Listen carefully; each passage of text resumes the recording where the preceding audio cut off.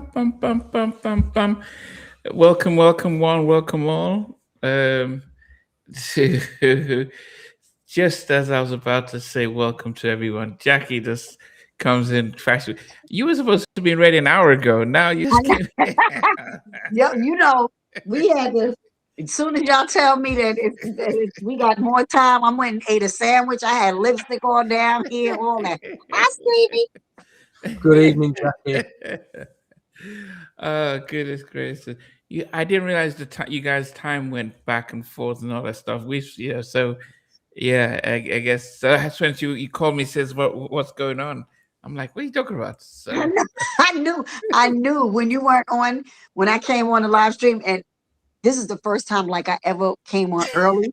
I was early. I was like 4:28. I was on there waiting. And I said, "What happened? Did I mess up something?" I was checking everything, and I was like, "No, no, I'm not messing something." And I thought about it, and I said, "Well, maybe because our time changed. yeah, Your time didn't change, and you don't know." yeah, yeah. Cool. Hey, Derek out of Minneapolis, welcome, and we've got Swami out in Cleveland, Ohio. Welcome, welcome. Yes. So goodness, and Marc Gordon will be joining us. So, Hmm. which is definitely a good thing. Yes, and then we get to talk about um, a group and a catalog that is Benson. Okay, Randy and the Gypsies. We're working on that. We're working on that, Benson. Yes. Anyway, before we get into the OJ's Levert catalog. Stevie, how's it been? Any updates? Anything? I've had a busy weekend. On Friday night, I went to see, and here's a name that you want to scratch your head. You want to scratch your head and think, yeah, I sort of remember. I went to see a guy called the Egyptian Lover live. He's performing in Manchester. He's like an early pioneer of the electro funk sound of the early 80s. He had quite a big electro hit called Egypt. Some of you might remember that. Or the Nile. Some of you might remember the Nile. But he's playing an 808 drum machine live on stage. And it's, Oh, dope. the gig was packed out. It was mainly electro and freestyle music all night, but very different, but certainly an experience. Don't forget anyway. So yeah, and then on Saturday I was doing a little vinyl digging at record fair. So I'm a bit tired, but in good spirits for tonight to talk about this amazing group that I grew up with as well. So Yes. Mac, we didn't see you. Goodness, last week. What did we do last week? Oh, Basic Black. Yeah, you missed out, and Mac. We surprised you didn't come. Baseline G. Haven't seen you in a while. Welcome. Okay. Yes. Derek is saying Egyptian Lover is dope. So, Jackie, how's you been? What's been happening on your side before we get into the album and I've stuff? been good. I've been good. No, what's funny, I did it. They had their Delaware telethon, right? And Chris, Bruce, the guy that I work with, he he hosts the telethon. So I did the jingle for the telethon, and then he also wanted to um put out the video for the movie, from the movie The Conspiracist that he's executive producer on. And everything messed up when it was time for me to come on. When I tell you nothing would work, I was like, why? What happened? Nothing would work. The jingle wouldn't play. Now it was playing fine before it was time for me to come up and talk. And talk about what I'm doing, talk about like the songs that we did together and whatever. Nothing, just crickets. The music wasn't playing, the video wouldn't play, nothing. So we both looking crazy live, like, oh shoot, what happened? So that was my crazy time this week. Sometimes we don't know why things are stopped. We don't know why little things happen. But it happened, and it is what it is. But I don't know how much they made with the telethon, because they Mhm. usually do very well with the Delaware telethon. I don't know how much they made. I gotta ask Chris how much they, you know, make for all the charities. So Okay. that was it for me. My bum. I think I'm just jinxed all over the place. Like I don't know. No, but what do you make of this? I won't call it revival, but there seems to be this mad love with the Make It Last Forever. I saw Keith Sweater at some rappers concert. If you see his IG, and Oh, he doesn't even need to. They just play the music and everyone's singing along. The album is over 40 years old, but it almost feels as if that seems to be his Thriller album, and everyone still loves the songs. Make It Last Forever. He's Right in the Wrong Way. All those songs seem to be almost. I wouldn't even say classics, but they almost seem like part of the culture. right. Which they are part of the culture. Um, I don't know what's happening with nothing. You know, I'm not involved with anything. All I know is my voice is, I hear my voice on these things, and it's just, it's beautiful though to Mm, be what is this? The album dropped in 87, so it's 39 years, okay. almost 40 years ago. But we recorded in 86, so Wow. it's been 40 years now. Now it's 40 years, and it's like, damn, how old are we now? I don't even want to think about it. But yeah, it's nice to see though that it's coming back to life even Mhm. more. It seemed like it gets more and more popular, and I'm Yes. like, that's good if I can get my little coins. Shoot, hi, Mark. Hey, What's we're happening? joined. What's happening? We're joined by Marc Gordon, founding member of LeVert, producer, songwriter. Good to see you, sir. How you been? I've been all right. How about yourself? Yes, doing well, doing well. I didn't realize 40 years of LeVert. So, and you guys are about to go on celebrate it out in Cleveland. Yeah, yeah. It's gonna be nice. Okay, What okay, y'all gonna do? What y'all doing in Cleveland? No, What is it? it's really a show, but it's just highlighting all the songs and you know what I mean. Okay, who's on the show? Us. You know what? Joe Little and the Levert Oh, experience. the So LeVert Joe experience. Little and Okay. yeah, Joe Little and Dave and myself, and we're gonna cover a lot of the songs in the catalog.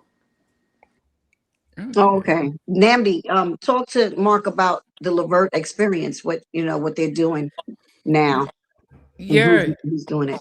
yeah. But before I do that, it'd be good to introduce Stevie. Stevie, can you see and hear us, Oh, I'm Stevie? sorry, Stevie. We just left you out. I'm sorry, Stevie Streets. Stevie, can Stevie hear us? Here he go. Yeah, it doesn't seem like it. Mm-mm. Okay. I I told can him hear he you need all. antennas in I can hear you Manchester. all. Okay. Okay. Yeah. Okay. Yes. So Stevie, Mark Stevie is one of the. I don't know, Mike. He's one of us here. Um. Yeah. The Laverta experience. How did it come? How did it come about? It was it was put together on the Tom Joyner cruise.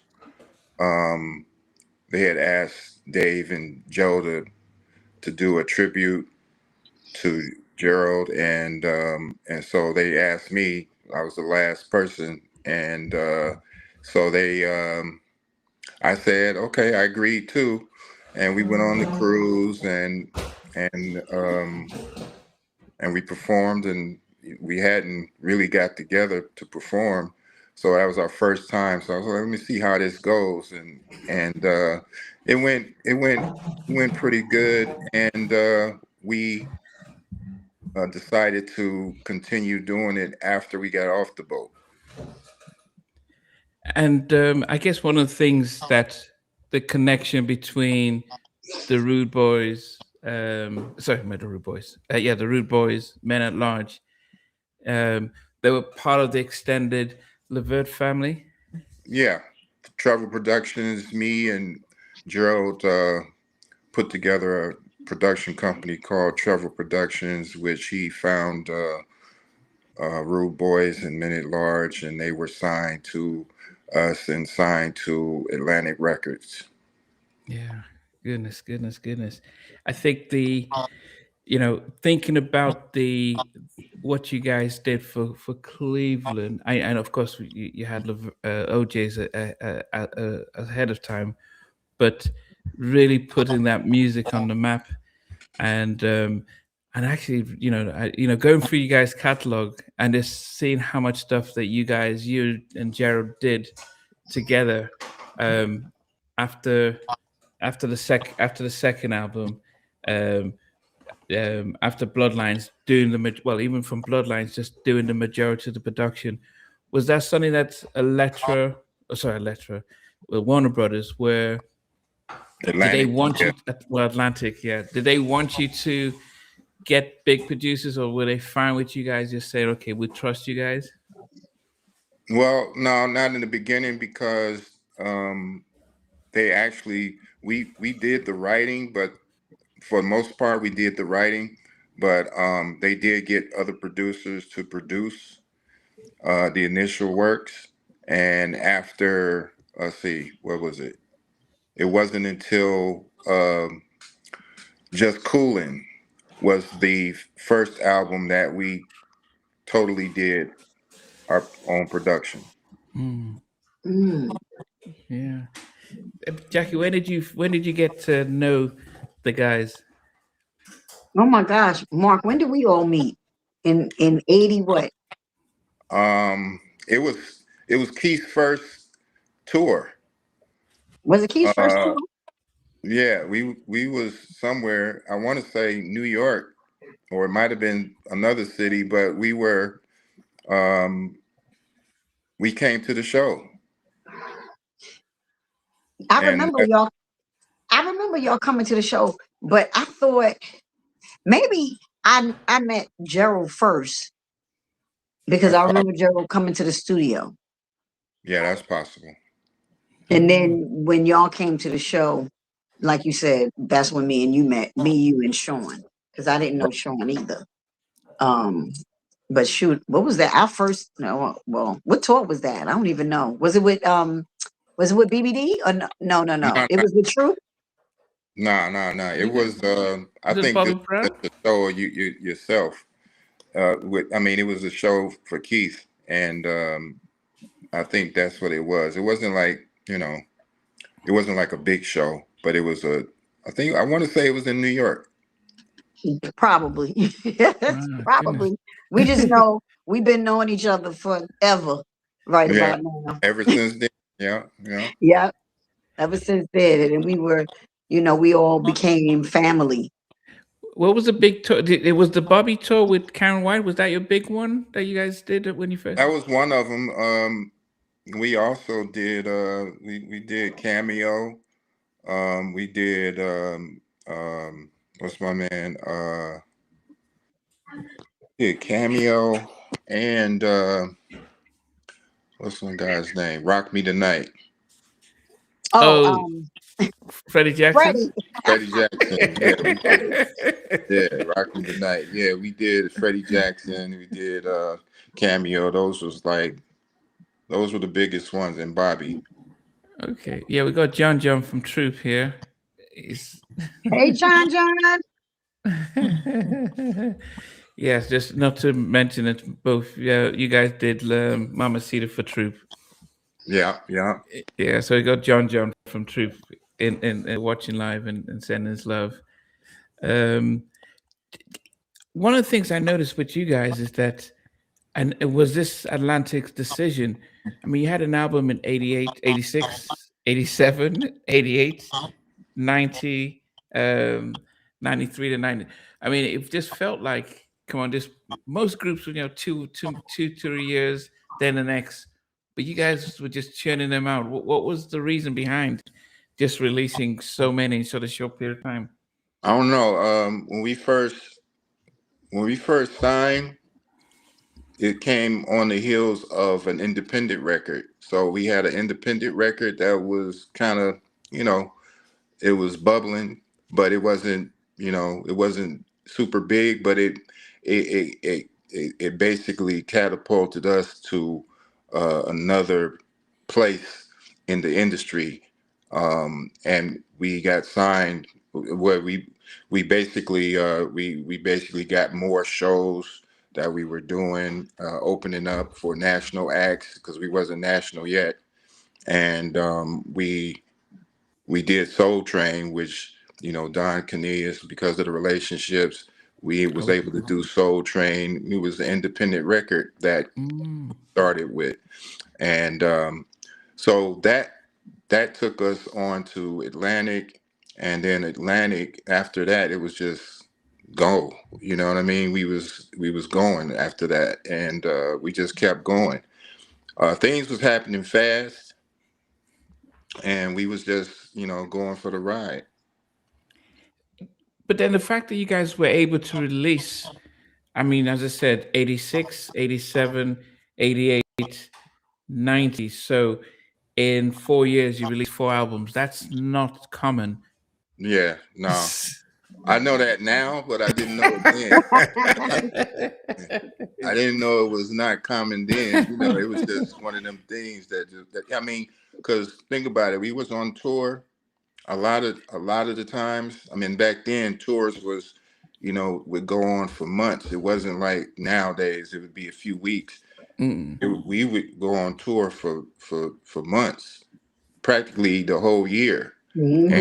And so on the tour bus, especially after the second or the first album, I would carry some equipment and have it on the bus or have it set up in my room. And so some of the records we did while we was on the road, like for instance, uh, the song that was in Coming to America, Oh, addicted to love, "Addicted to You." addicted to We you. did Yeah. that we did that in Florida on the road. Oh, okay, okay. The but then, so but if you're on the road, then are you recording, finding a studio recording, and then just still being out on the road? I mean, because as I said, it's most groups weren't releasing an album a year, and it's just dropping so much. Was it Atlantic's decision to do that, or did you guys think we've got so much material? Let's just Yeah, we was just working. Yeah, we was just working, and it was just one of those things that we had the energy at the time to, you know, to keep going and putting it together. So as long as they kept, you know, providing us with the, you know, the funds to produce and put it together, then we kept going. What And I is your think that favorite? was, you know, I think that was, you know, that was key to helping us really hone into what, you know, what we were doing. You know what I mean? Um, it wasn't like extended breaks to where we had time to figure everything out. It was just like, okay, well, let's get back in and get it going. Nobody had to tell us to do that. It was just one of those things we was just doing. yeah. You released 6 albums on Atlantic, and the independent one is like Get Hot. Um, what was, if you think about it, your favorite album? Yeah, we did 7 on Atlantic, and so my favorite one is probably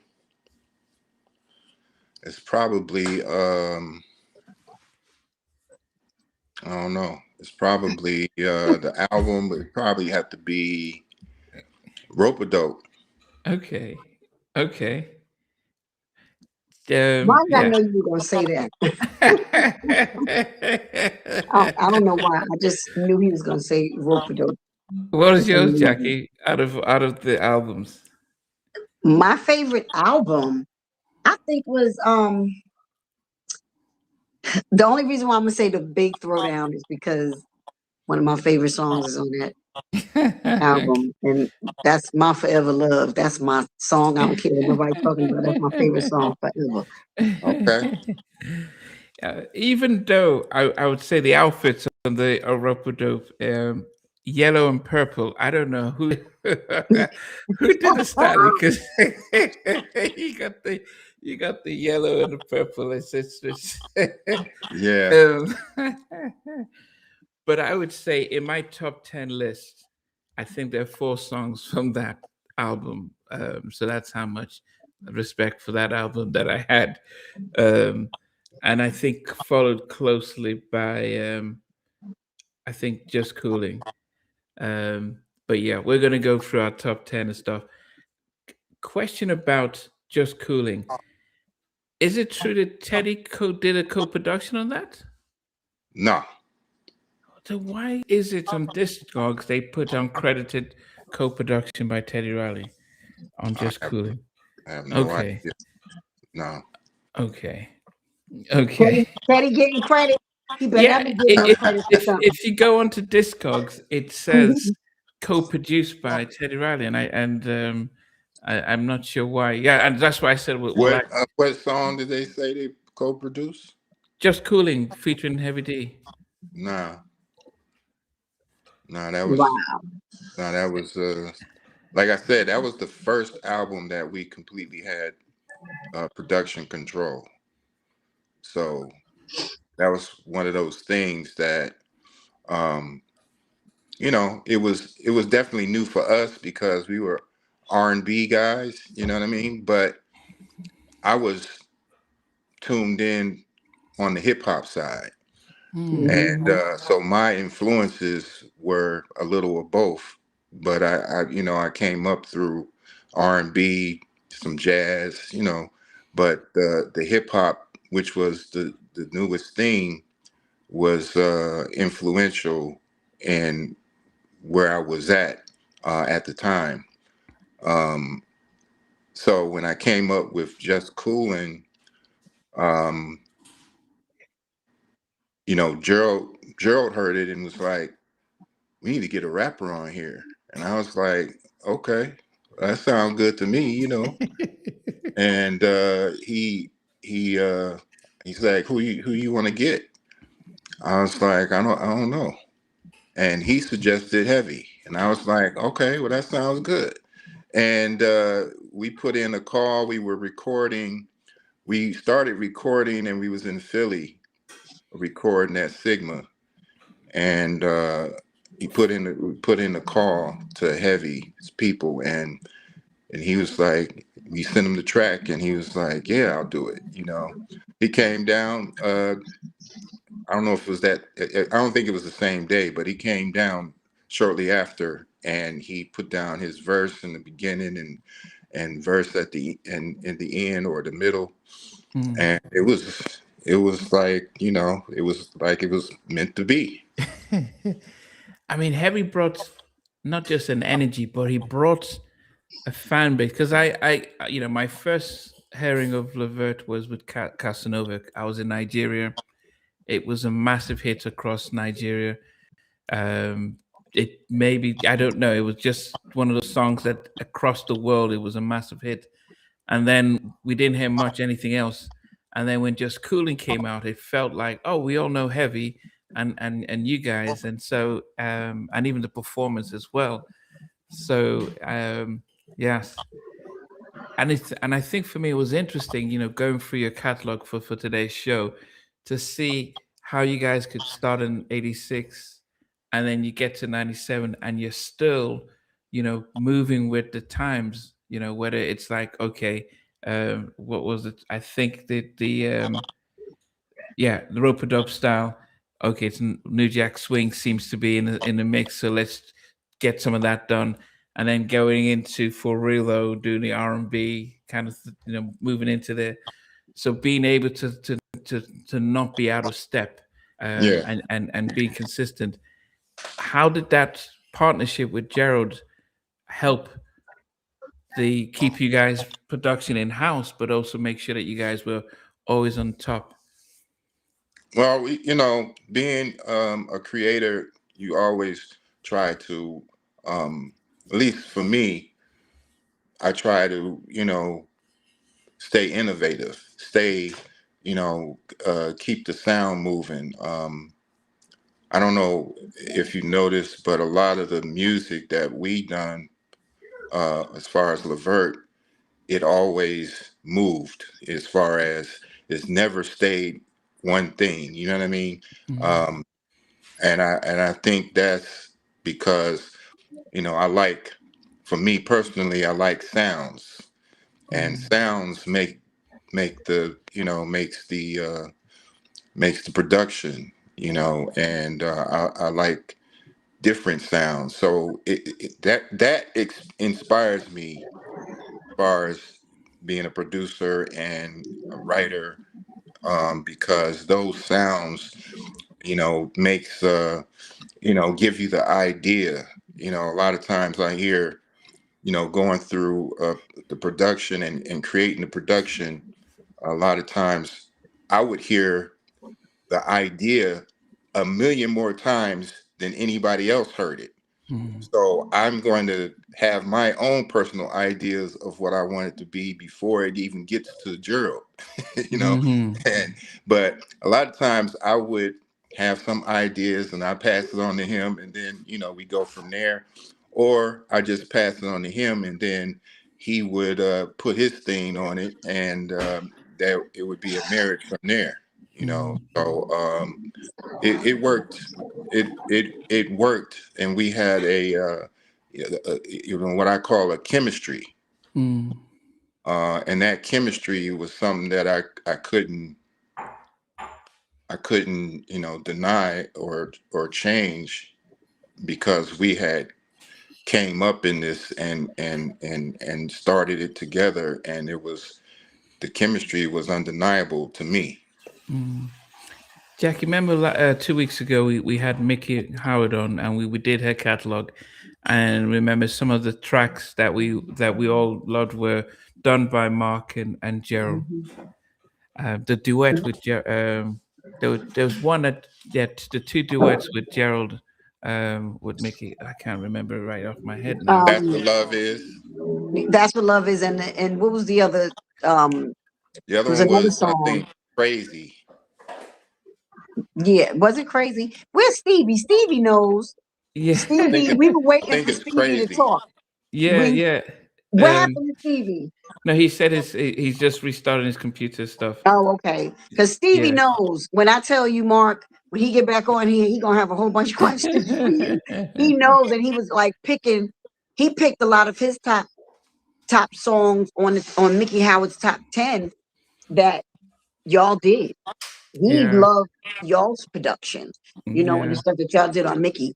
Um, it was one thing that Namdi was saying, and he was asking, and I know he was kind of trying to go back to what Mickey was saying too, because y'all were with Sylvia Rome as Yeah. well. And was it important for y'all to go platinum? Same thing, like we were talking to Mickey about. Was it important for y'all to go platinum, or it was important for y'all to just keep putting records out, even if they were gold or whatever, just to have catalogs? Because that's what Mickey was talking about. That Right, was right. Yeah, no, for me, it was important to always escalate your achievements. So Mhm. if we go gold, now I'm expecting to do better. You know what I mean? And that was my interpretation of it. I was new in the industry, so I wasn't knowing. So I ironically I did ask Sylvia about that. I never, I don't. She never really gave me a real answer to what I was asking, but I was asking like, well, I'm seeing some of my peers, our peers is, crossing over and, doing some other things. What's the issue, or why? Because if you remember, what is it? Casanova. Right after Casanova, we had what? My Forever Love. Right. My Forever Love didn't get the same cross and which I expected it to have a little bit more cross than it did. And so I was like, well, why it's not getting the same cross? But she kind of gave me an answer, and I'll never kind of forget this, is because she said, well, you know, I get these kind of questions all the time, you know, from like other artists that's on the label like Genesis. This is their example she gave me. Genesis was on Atlantic, and they would ask the same type of things. Or, well, we going platinum, but why are we not going double platinum? Or why are we not going triple platinum now? You know what I mean? I was like, well, that's not really answering my question. Right. But okay, you know, so that's just what it is. I can't really say. Maybe you know, I think years down the line, I got some information from, you know, some of the people at the top, and basically we were in a position where we kind of helped the R&B division of Atlantic Records at the time, because Atlantic Records was losing a lot of its, you know, it wasn't really, what I'll say is we would come out in the fourth quarter. In the fourth quarter, you're trying to make up for money that you lost over the year. And so what they found out with LeVert was that, you know, the big wigs didn't believe in us like that. They believed a little bit, but it was really, you know, okay, let's see what happened. After we had Pop Pop and it became a number one song, it gave us a little bit more cushion, gave us a little bit more belief. And they started, they gave us a little bit more at this time, but it still wasn't, you know, like others. So that's kind of what I'm thinking, that the whole reasoning was we provided sales that they didn't have to put a lot of money into. Because like MCA, because I was on MCA, of course, and everybody was on MCA, so they had a lot of money for their, you know, they pushed their R&B department because their R&B department was strong. Because it was Bobby, it was New Edition, you know, BBD, all out of one. All the Uptown stuff. Yeah, all the Uptown stuff. Then you had Patti LaBelle, Gladys, Stephanie Mills, Jody Watley. I actually thought MCA was a black label because that Stephanie Mills had all of that. I thought the same thing. I did too. Before I signed to MCA. They had a strong R&B base. Yeah. And I think for Atlantic, there wasn't a strong R&B base, but I think that we were part of that base. You know what I'm saying? We created that base, and after us became Mickey. Became Mickey and the Troop. You know, became In Vogue. You know what I mean? So we were kind of the start of that new generational music scene as far as in Atlantic. But MCA had artists for days. Too many. Do you know what? When we think about the Big Throwdown album, there was a song here, "Love the Way You Love Me," and this was like an 80s pop crossover song that was very reminiscent of something that Elton John would do, something that, say, Stevie would do, that would have crossed over. And I'm thinking why some of those songs weren't pushed out. You had even Sweet Sensation, which is something that sounds like Billy Ocean. And these are songs that would have gone not just within the R&B, but would have been very pop and very crossed over. Is it that the label just didn't said, no, let's keep you in the box, or they didn't try and get you on those? Because those songs should have really pushed after Casanova. Yeah, actually, Sweet Sensation did become a single, and we did do a video for it. And so But I whether don't, they pushed it I don't, to the pop labels, that you yeah, know, I don't know how much they pushed it. They probably didn't really push it like that. no. Again, I think that we were in a position to where, you know, they could drop us a record and actually let it do what it do, and we're going to go gold. That was the kind of mentality. I think Mm. that was the mentality. So with little, with little promotion or minimum promotion, it was like, well, we getting the most the bang of for our buck if we put these guys out right now, and we know they're going to generate some, something out of it. Mm. I think that was the kind of mentality at that time. Yeah. Okay. Well, Stevie, I can see that you've changed your phone. Can you hear us, Stevie? I can hear you all very clearly. Can you all hear me? Yeah, Yeah, we can. yeah. Anything to add to Mark? Because we did talk about how when we did the Mickey Howard catalog, you put a number of their productions in your top 10. But anything to add to Mark about his production and stuff?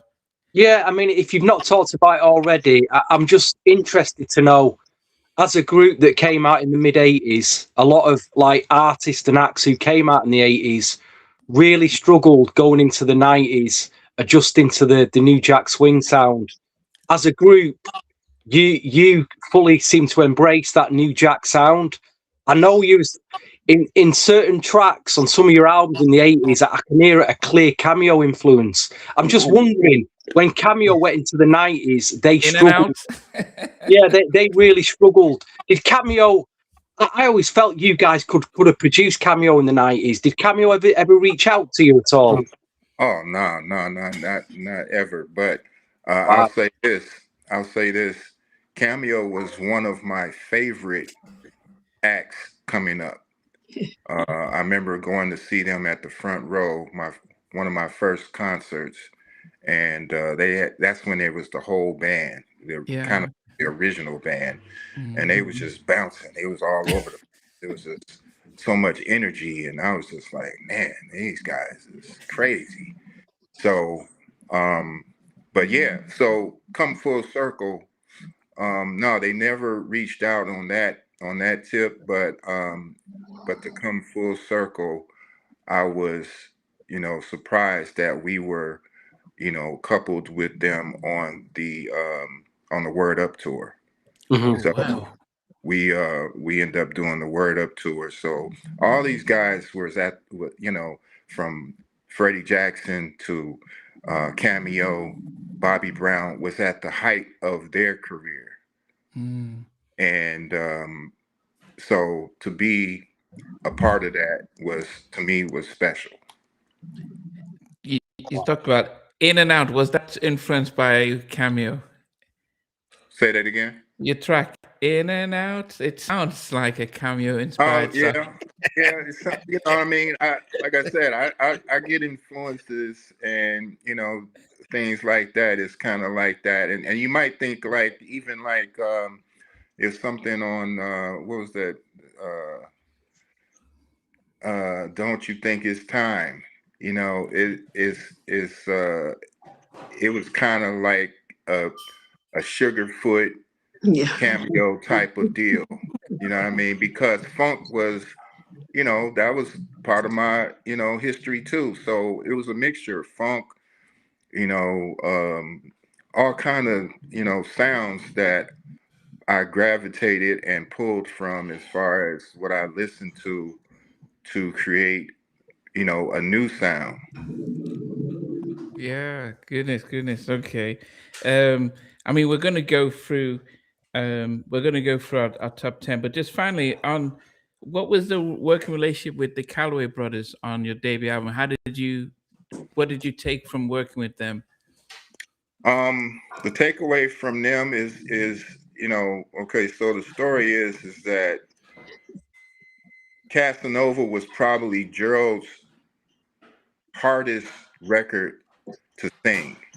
And you think Because that he couldn't take it to town. yeah, well, it was, you think it was easy, and it would be easy for somebody that wasn't Gerald, you know. You know what I'm saying? So, but Calloway, Reggie had him in there and doing it over and over, just different lines that he wanted. So my takeaway from that session and learning from them was that,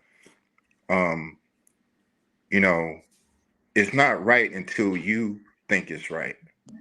You know what I mean? And I think that him being a stickler for what he wanted created a hit that we couldn't deny. You know what I mean? You don't know that beforehand, but I just know how much we had to put into that record in order for it to be what it was. And it wasn't because, you know, you had a great singing group.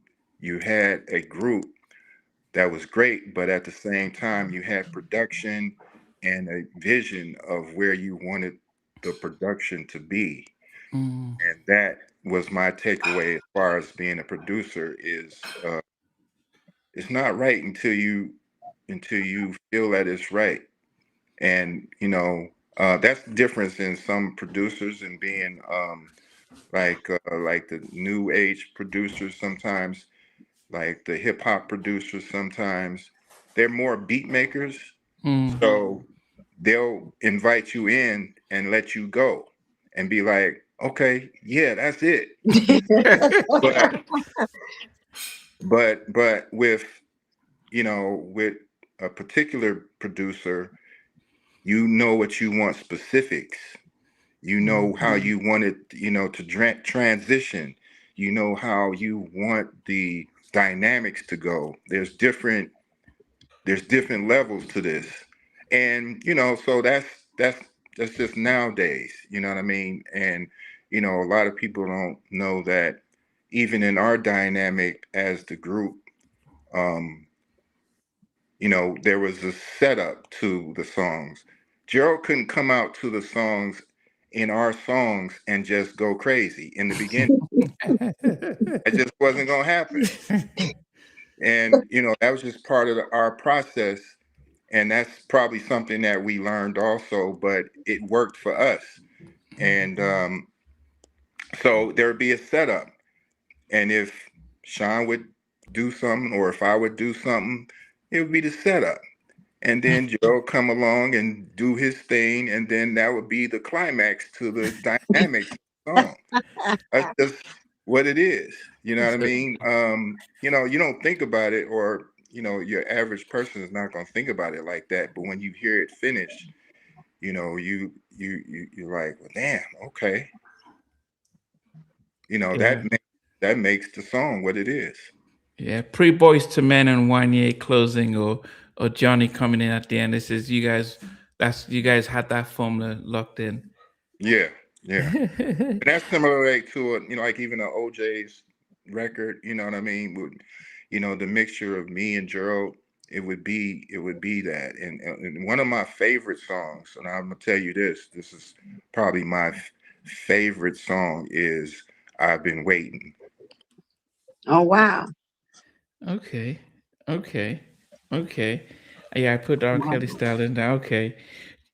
We're going to go for the song, so we don't. I think the question M. Mac and some others have said was about you guys had a 4 year, because remember we said that you were doing an album a year up to 93 for real though. Then you had a 4 year hiatus before the whole scenario came out, and they wondered is was the hold up due to Gerald doing the LSG stuff and doing his solo albums? How did that affect the dynamics of what LeVert were doing? Yeah, probably. You know what I mean? It wasn't, you know, it was an unspoken thing, but I think that's probably why is because he had other endeavors that he was, you know, going after. And you know, so eventually we come back to it and you know complete and eventually complete our obligation to Atlantic. You know, so Okay. What did you make of the whole scenario? Because '97 was at that was peak R&B, but it didn't really make that much of a dent, especially with the catalog and history you guys had. You're producers, you'd done all this stuff, but the whole scenario didn't. It had a few songs, but it just didn't push through. What was your thoughts about that? my thoughts was, you know, I think at that time we were kind of like in a place where we were just doing the record to fulfill the obligation. Mm. And at this time, you had a change of hands with the label, and the label, you know, things weren't the same. So yeah, that's pretty much what it was. But and they, you know, because you know there was other things that was going on that Gerald was doing, and so they just, you know, we did it and we fulfilled it. But at this time, I don't think they were really interested um in putting much into it. Into the marketing and stuff. Yeah. Okay. All right. We are going to go into our top 10 because we got a lot of people waiting and stuff like that. So, Mark, what we're going to do is we normally start. We've all listened to the whole catalog, and we normally start at number 10 down to number 1 across the album. And so I will start, and we will let you go after Stevie, so that you know to see if you were ranking your top 10 songs from the LeVert catalog. So number 10 for me is from the For Real album. For Real Though album, which came out in '93, and it is ABC 123. Um, yeah, Nice loved. track. Was it? What you say, Nice track. Stevie? Nice track. That. Yeah, really love this track. I mean, goodness, if you think about the tracks that I couldn't fit in, I had to keep listening. But yeah, that's my number 10. That comes in at number 10. That's low, Namdi. Well, goodness, the That's songs. low for ABC 123. That's low. What about you, Jackie? Because Mark's is gonna be last after Stevie. So. Um, I don't know what to say on that. I mean, if you think about what I put up there, you'd be surprised. So go ahead, Jackie. I'm always surprised what they come up with between Stevie and Namdi. I'm like, what? We get animated on here. My number 10 is from the Just Coolin album. See, I would have put other stuff as the number 10. Like if I had number 20 and I could start somewhere else, but Let's Get Romantic would probably be up more on my chart. But that's what I have for my number 10 from Wow. the Just Coolin album, 88. Did you say wow, Stevie? Yeah, nice track. Nice track. No, I love the track. But I mean, come on, we only got 10. Yeah. Let's Get Romantic is my number. Sorry, y'all. What about you, Stevie? I think all our choices are going to be all over the place tonight. I wouldn't have a clue what you're going to pick. Normally, Namdi, I can kind of guess what you're going to pick, but not tonight. Just one question mark that I'd like to ask before my number 10. During the 90s, there was a lot of like New Jack Swing girl groups. You guys worked on one of them. They're kind of forgotten, kind of lost now. What was your experiences at all with one of the girls? Do you remember that album? Who the what? One of the girls? Yeah. Yeah. One of the girls. Yeah, we did. I guess was the first single. I think they had a good chance to, you know, to push through.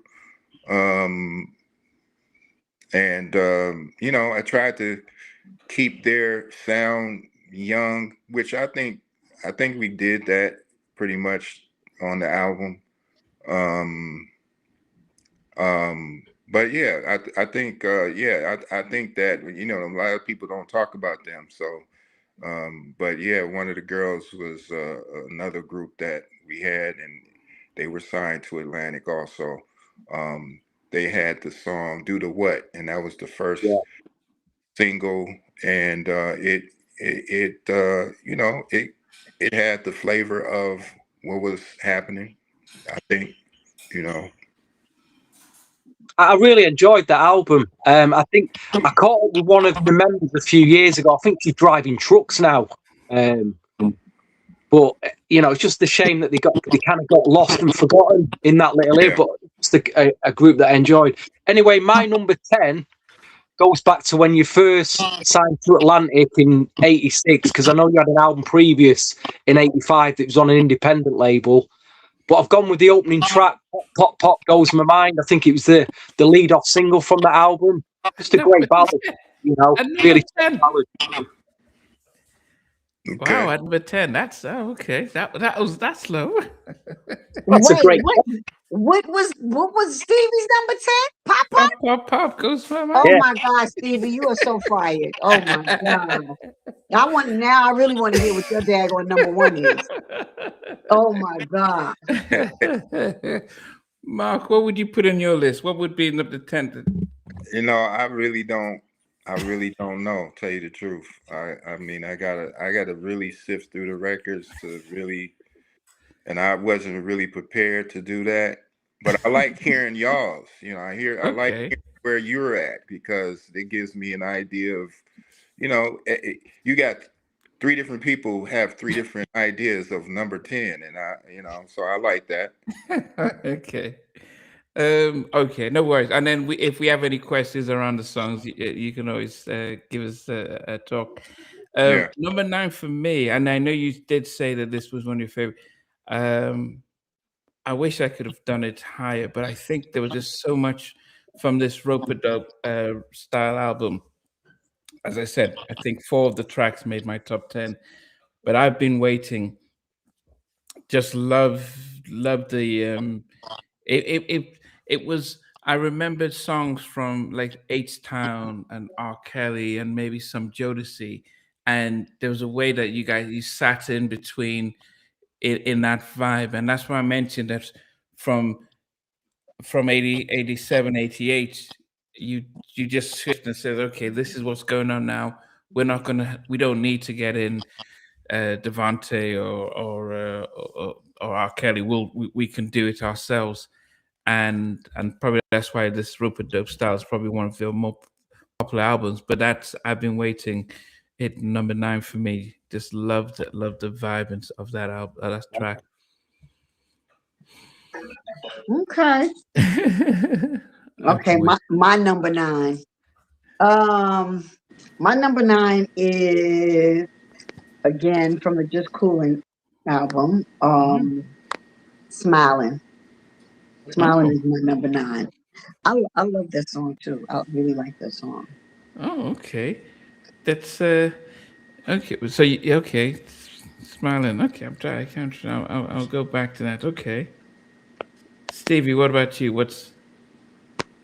I mean, it's interesting that there's a lot of groups, even artists out there that we've kind of heard of. I can't hear. Oh, you can't hear us? Can you hear us, Mark? Are you able to hear us? He's clicking on and on. He might have to go off and come back on. Yeah. I'm gonna text him and tell him to go off and come back on. Okay. Oh yeah, it's Smiling. You gotta go listen to that. Did he go off? He went off. Did he go off and come back on? Can you hear us, Mark? Yeah. Can you hear us? Yeah, you can hear us. Okay. Yeah, I hear you now. Okay. I missed whatever. Jackie, you said Jackie, your number 10, your number 9 was Smiling from the Just Coolin album. He's gonna have to drop down and come back. Yeah, he probably have to go out and come back on. Um, Did we do your number 9? yeah, I had. I've been waiting. Okay, okay. Such an amazing track. I wonder if he's. I don't know how to get him. Yeah, such an amazing track. Can you hear us, Mark? Okay. Yeah, I hear you, but yeah, I hear you. My phone Okay. ringing. Okay. Jackie had "Smiling" from the Just Coolin album. Smiling from Just Coolin. Okay. That was my number 9. Okay. Stevie, what about you? I like that. This track reminds me of my school disco era in the late 80s. It was their huge international hit, and some artists never even get to this level. And I guess I don't know how the group felt after having such a large international hit so early on in the career, trying to replicate that. But Casanova makes my number 9. Again, it's like a big school disco hit to me that when I was growing up. Wow. Such a huge international Casanova, number 9. That's major. Right. Get him, Mark. Casanova Hey, is number 9. hey, you know what? Hey, that just means that it's some other ones that's gonna be on top of that. So I like that. Yeah, Stevie. No, Okay. Steve, he does. Stevie pulls songs out of the hat, and you're like, what? But he always have good ones that make sense when he break it down. It's like, no, yeah, you're right. You're right. Stevie. Wow. Okay. Yeah, you got a lot of it's like out of 7 records, you got a lot of records to pull from. You know what I mean? So 7 that albums. part of it, I really like that aspect because that says that you're reaching different demographics. You know what I mean? With different songs. So I like that. Yeah, I think, but Stevie, you're giving the viewers a heart attack with your choice so far. But anyway, they almost think that you're going reverse because people have those songs in different orders. Okay, number 8 for me is it was a New Jack track, which gave me vibes of Guy and Troop, and absolutely positive from your Ropin style. It's I was like, okay. As I said, because I'm listening to Ropin style, and I go back to Bloodline. I'm thinking, is it the same group? Because to transition, as Stevie talked about Cameo, most groups didn't struggle if they came out as early as 85, 86 to be able to continue to be relevant and actually go with the times. And you guys continuously, even the big even the whole Scenario album was of 97, although Atlantic didn't push it, but it shows that you guys were never out of steps and never out of sync. You were able to always be current. And I'm listening to that, I'm like, okay, what yeah, what given the New Jack troops a run for their money with that, and the fact that you and Gerald doing the writing and production is impressive. That you can continue to stay current with your production. So that's number 8 for me. Okay. Okay, my number 8 is from the For Real Though album 93. Can we get it back? Yes, we can. Can we get it back? The good old days. Ooh, that was my joint. The good old days. That was my joint. And that song was such a feel-good song. And when I can say this, when Mark and I started working on my second album, he kind of gave me that feel, with the songs that we did as well. We had what was our song? Ride. Ride. What was that song we did? I don't remember. But it was dope. And it had that same type of vibe from that, from that that all of that era that was going on then. So that's my joint right there. Okay. My number 8. Stevie. Number 8, Jackie. That should be in your top 5. That's the top 5 jam. Stevie, you want to talk. You've already put Oh, Pop, and Casanova in 9 and 10 and 9. That is sacrilege. But anyway. at least they're in there. I'll be honest, Casanova at first wasn't even in my top 10. Wasn't even in it. Oh wow! Anyway, you heard it too much, huh? My number 8 goes back to the 1997 album. There's a track, a mid-tempo jam that I play a lot to this day, and it's called "Swing My Way." Will you swing my way? Yeah, okay. I love like that record. Yeah, swing my way. Do you? Yeah, swing. Okay. What was that based around though? It's based around some 80s track. I'm sure it is. It is. So you can't hear it, huh? I forgot it. I have got the track somewhere, but I just can't. It's on the tip of the So I'll tell you, the idea vocally came from Rick James. Yes, that's it. That's it. Rick James. Rick James jam. Rick James influenced that. I was getting ready to say something else, but I'm gonna keep that to myself because Rick James influenced a lot of things. Yeah. James. Do you? He influenced Mary Jane itself. Mary Jane. Exactly. That's Mary Jane. That's Mary Yes. Mary Jane. That's funny. Okay, let me get to number 7 for me. This comes from the Just Coolin album, 88 Just Coolin album. And it gave me that Sounds of Blackness type of vibe, optimistic and things. Who's the person that's saying, now, there's a guy who keeps saying, yep, like he's Teddy. And the song is Addicted to You. I love the song, very positive song. But the guy who said, he keeps saying, yep. And I'm like, wait a minute, that's those Teddy's sort of That's Gerald. Oh, Gerald. Gerald did that. Okay. Yeah, that wasn't me. That was Gerald. What was the reason? Did he know that it's like what Teddy used to do it? Because I was like, what? That's I don't know. I can't really tell you. It's one of them things that certain things I just was like, okay, like, it is what it is. I ain't gonna mess with it. You know what I mean?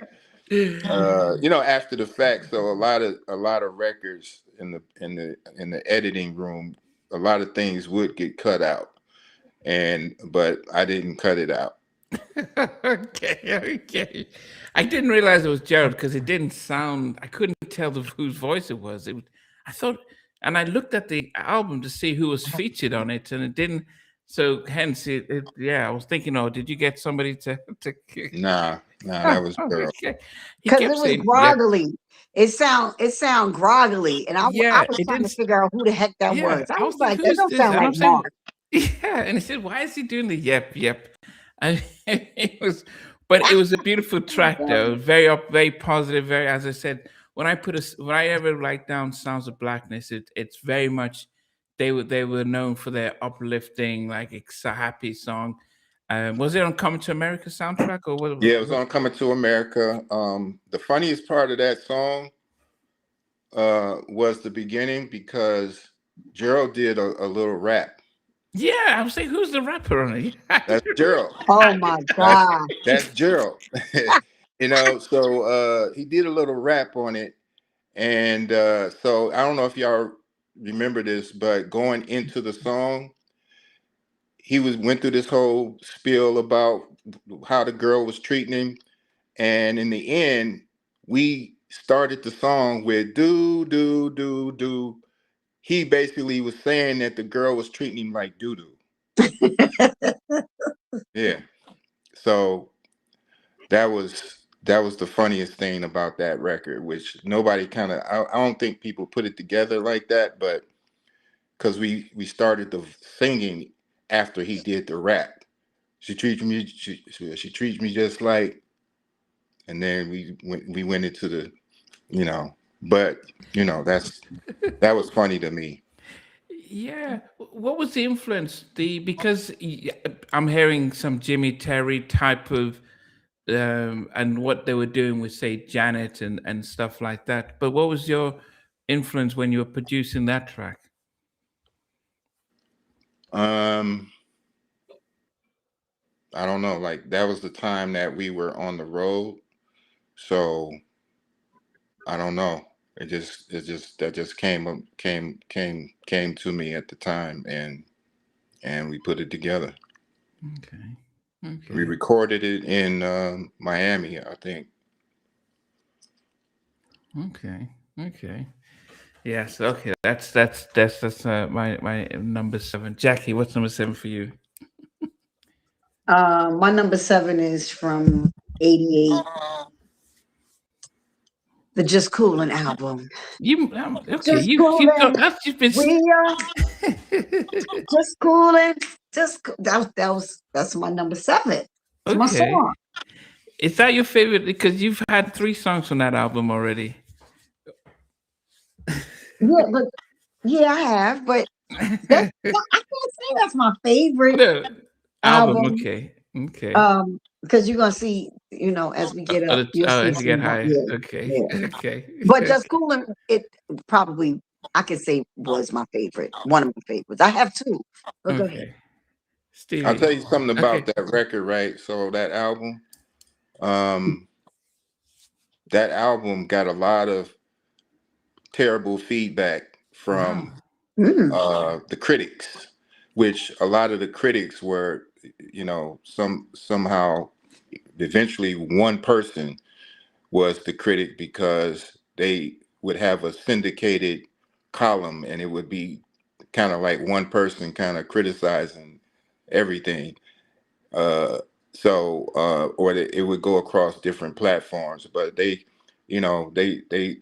kind of killed us on this album. And so it was really a different moment when we were able to get awards and status from this record, because the critics were so harsh about this record. And so just a little insight on that. But they, I don't even remember who they are, but I kept some of the clippings, and it was just like, oh, it's definitely not it's not up to par with the other previous records, and it's this and it's that and blah blah blah. I was like, wow, they killing us. You know what I'm saying? But it was still a gold record, still a gold album. That was the whole thing to me. Right. It's like, hey, say what you want to say, That's but right. That's right. And y'all have 4 of them, so they can say all that they want to say. And it had back. I mean, a lot of the New Jack loved that, like Pull Over and all the others. Anyway, yeah, we'll go for it. Stevie, what's number 7 for you? Obviously, the first track I ever heard from LeVert was Casanova in my school days, and the second track I heard was when I went into a record store and I found this. It was like a UK 12-inch single promotional copy. And it's a white label. It had 2 tracks on it, and both the tracks had the club mixes, the extended club mixes. So pick one of them that I played. It's not the album mix; it's the actual extended club mix that I played a lot back then, and that's Got to Get the Money. Awesome, awesome mix. Gotta get that money. Yeah, so funky, so funky bass line. Good swing, good New Jack, and that was really the second track that I'd heard back then. What album? It's from the Just Coolin album. Okay. I couldn't even afford to buy the albums back then. It was like I spent like a couple of pounds on this 12-inch single, and I played both sides to death, but that was one side of it anyway. At the time, makes my number 7 anyway. Got to get the money. Were you DJing then? Were you No, DJing? I know you were young. I was just starting buying records properly, starting collecting. Oh, okay. I was too young, Jackie. But what I love about Stevie is he he listens to bass lines. He listens to, you know, he likes funk. He likes, you know, me, I'm either R&B or rock in my head, or hip hop too, but you know, I'm You gonna see, go for the pretty nonsense for me. You if know you me. play the album mix of this, there's a lot of talking at the beginning, so and then it comes in after about 30 seconds. But the remix, extended mix, takes it to a different level. Really does. Wow, So, that's dope. Okay.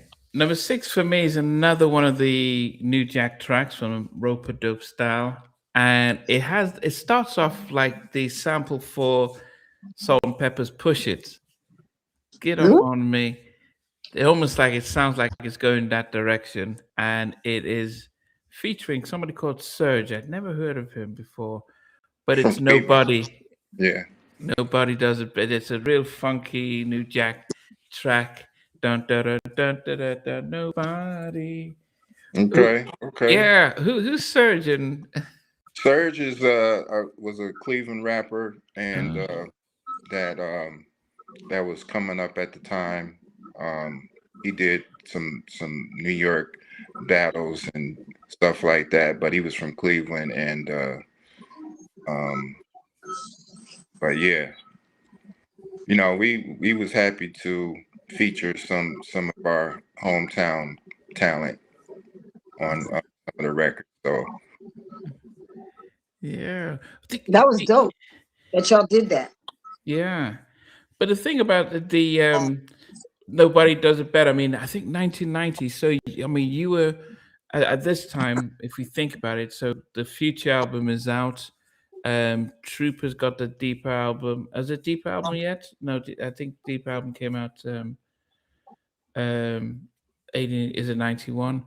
But then you know, what was the did you guys get locked in saying, okay, this is New Jack seems to be what's dominating, let us get ourselves on top of that, and how do you make sure you're not sounding like what else is out there, like what Teddy was doing, or Devante on the Jodeci album?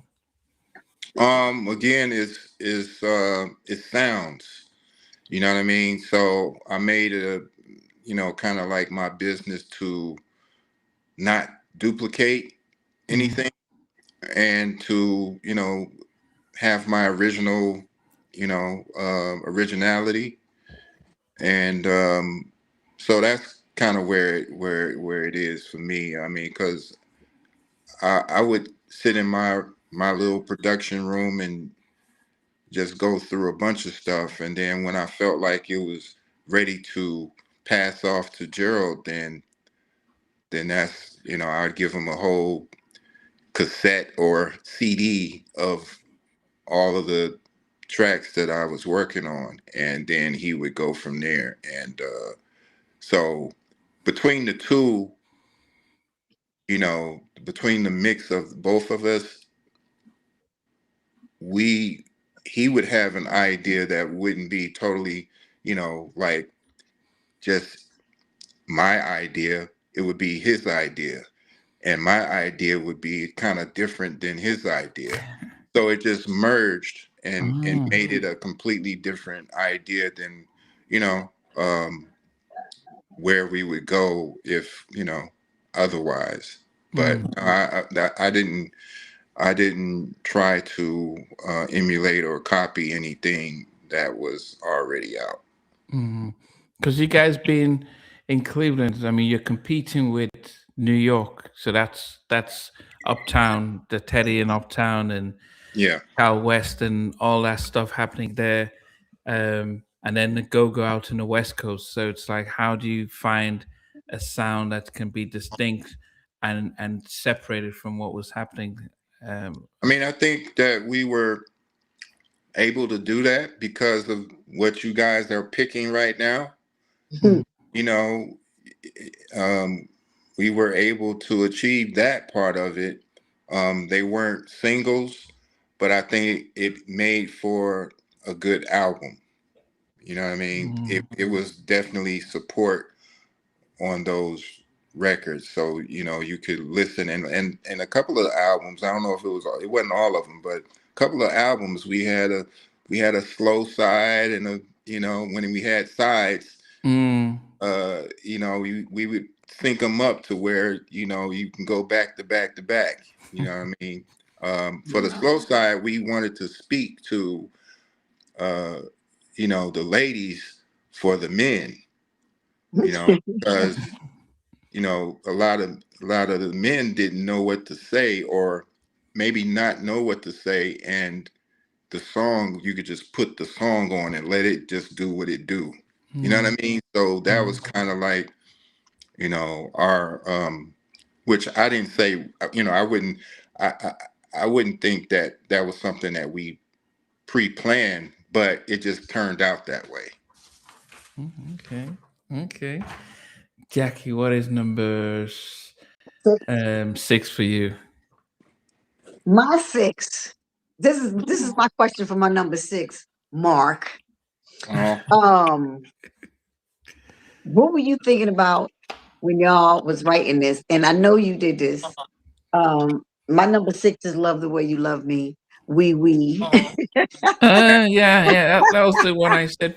Yeah. Right. That could have been a pop song. You love me. That's my song. You already know I'm a ballad. chick. Yeah. What were you thinking about when you? What album was that? That was the Big Throwdown album. Big Throwdown, yeah. See, that's when you got too many albums. Yeah, we were in LA when we did that. Well, we actually done it before we got there, but when we got there, that was one of the songs that we were doing, and that was at the time when other producers were producing, and but we were in the studio actually doing it at the same time, but we didn't get the credit for production. But at that time, it was I was I would say that my influence at that time, where I was at, was a mixture of Marvin Gaye and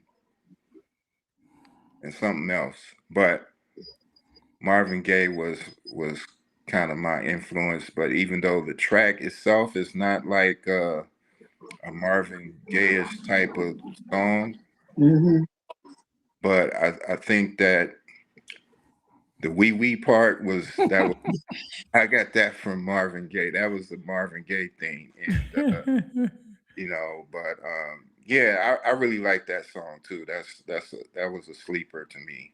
Yeah. I love this song.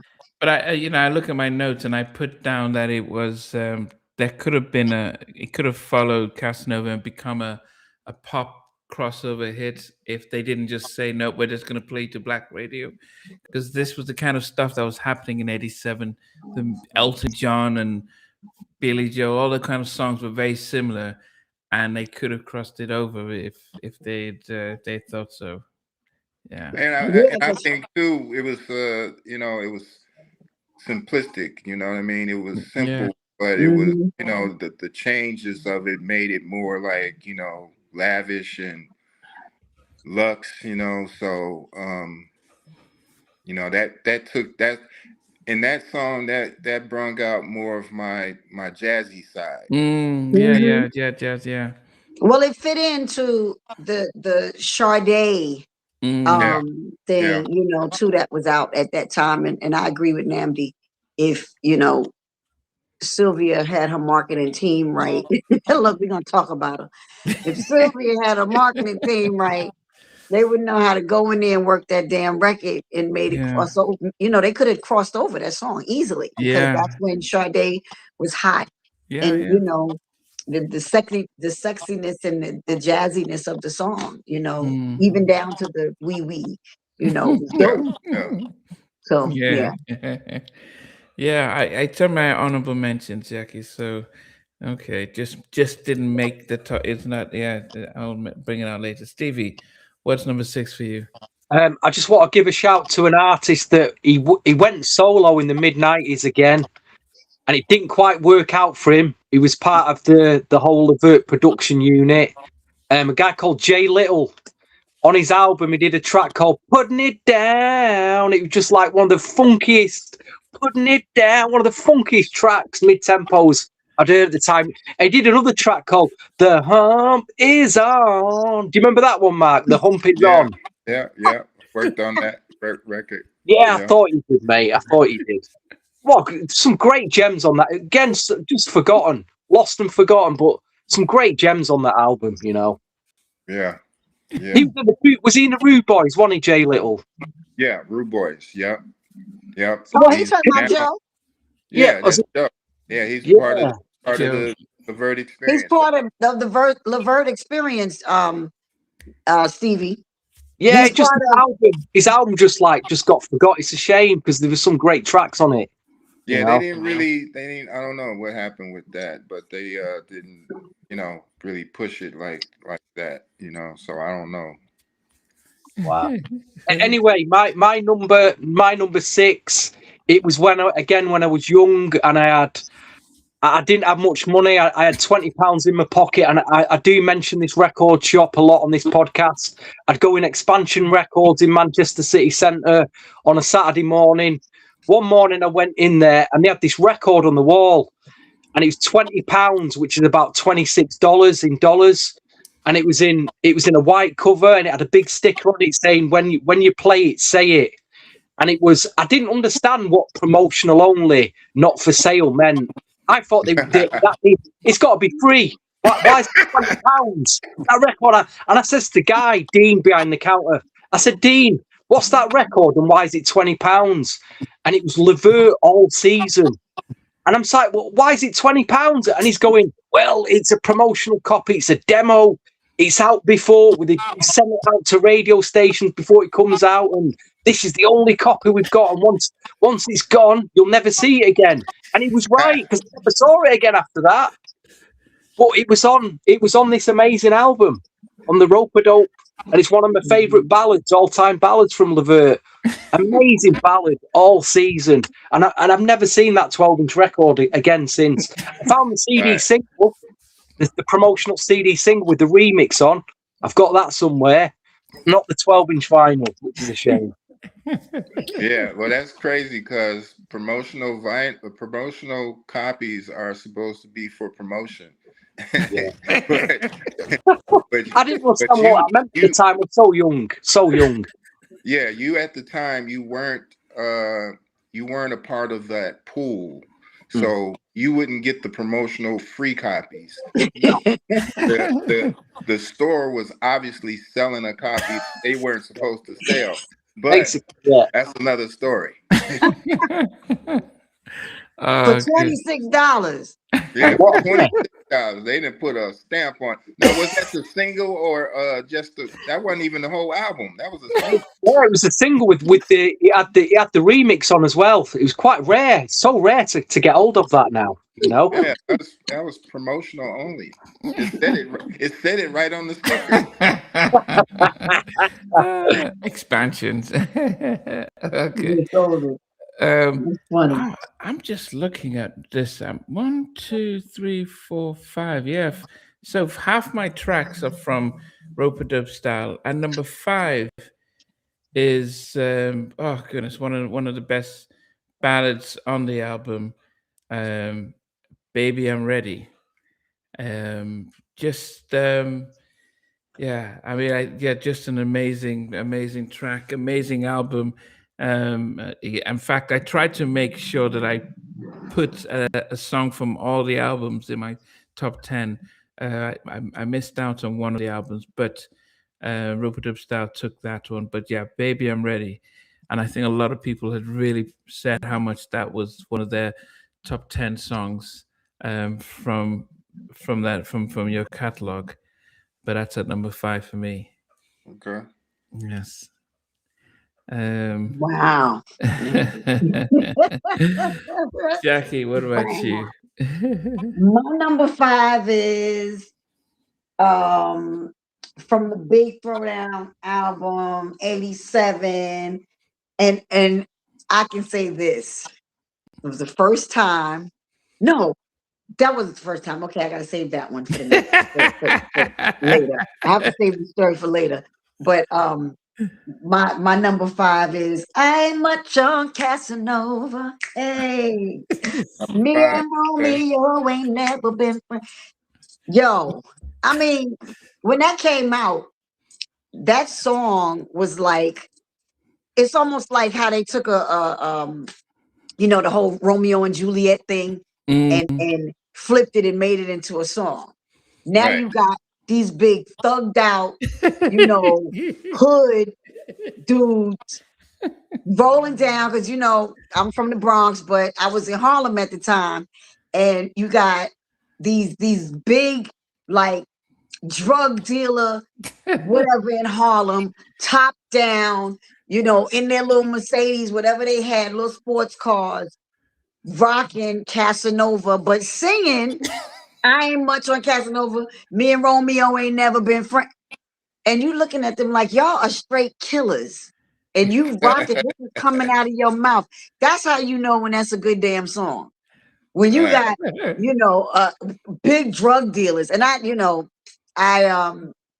was kind of around. I didn't hang out with them, but I kind of my friends knew, some of them, a lot of my friends, my girlfriends, they dated a lot of the, street dudes. I didn't, but they did. So, but nah, Casanova was that was a hot song when it came out. And to me, it changed when LeVert came out, of course, earlier doing Pop Pop. When Casanova came out, it was like that just made them even bigger. And to me, it separated them from that whole, oh, that's the OJ's kids, that's the two brothers and the cousin. Mark was always the cousin. Right. So to me that took them away from being like part of out of the shadows of the OJs. Yeah. As I said, it was a global hit. I mean, and I think sometimes when I do speak to guests and say that song was global because it was in the UK, it was in Nigeria and different parts of Africa. It's sometimes hard to comprehend. Now you can understand because of social media. But back in 86 and 87 and 88, I don't think you're in the US and you're touring around the US. I don't think you're thinking that people out in Africa and Europe are still are dancing to our track, unless you're like a Michael Jackson who's flying all over the place. But you guys will just be like, okay, good. We've got people in New York singing to our stuff, but not realizing around the world people are rocking to the song, and that's how big Casanova was. But I don't know if you guys realize. I mean, Mark, did you realize how big it was globally? Yeah, Okay. I did realize because we actually would get fan mail from all over. So the fan mail would come from Africa, all over Africa, and Europe, and some everywhere. So so the fan mail just would come to Atlantic Records, and we would get it, and so that kind of told the story, and I would look at all that stuff. So it would let me know that we reaching some places that we ain't reached before. So it was that kind of thing. But yeah. Okay. Wow. Okay. Stevie, number 5. I'm gonna stay with this album, but what I really want to talk about is who did the styling for this album cover. I mean, Mandy talked about how Basic Black, the group, how they dressed, but what was going on with these suits here? I don't know. We had a guy that was doing our custom stuff on the road at the time, named Curtis. He did a lot of stuff for New Edition and James Brown, some of everybody. And I don't know who came up with the idea, but we whatever it was, the color scheme, I don't know how that came up. I don't know who came up with the color scheme, but that's what it ended up being. And I was like, okay. And then if you look at the album, we all have different fits, but the same colors.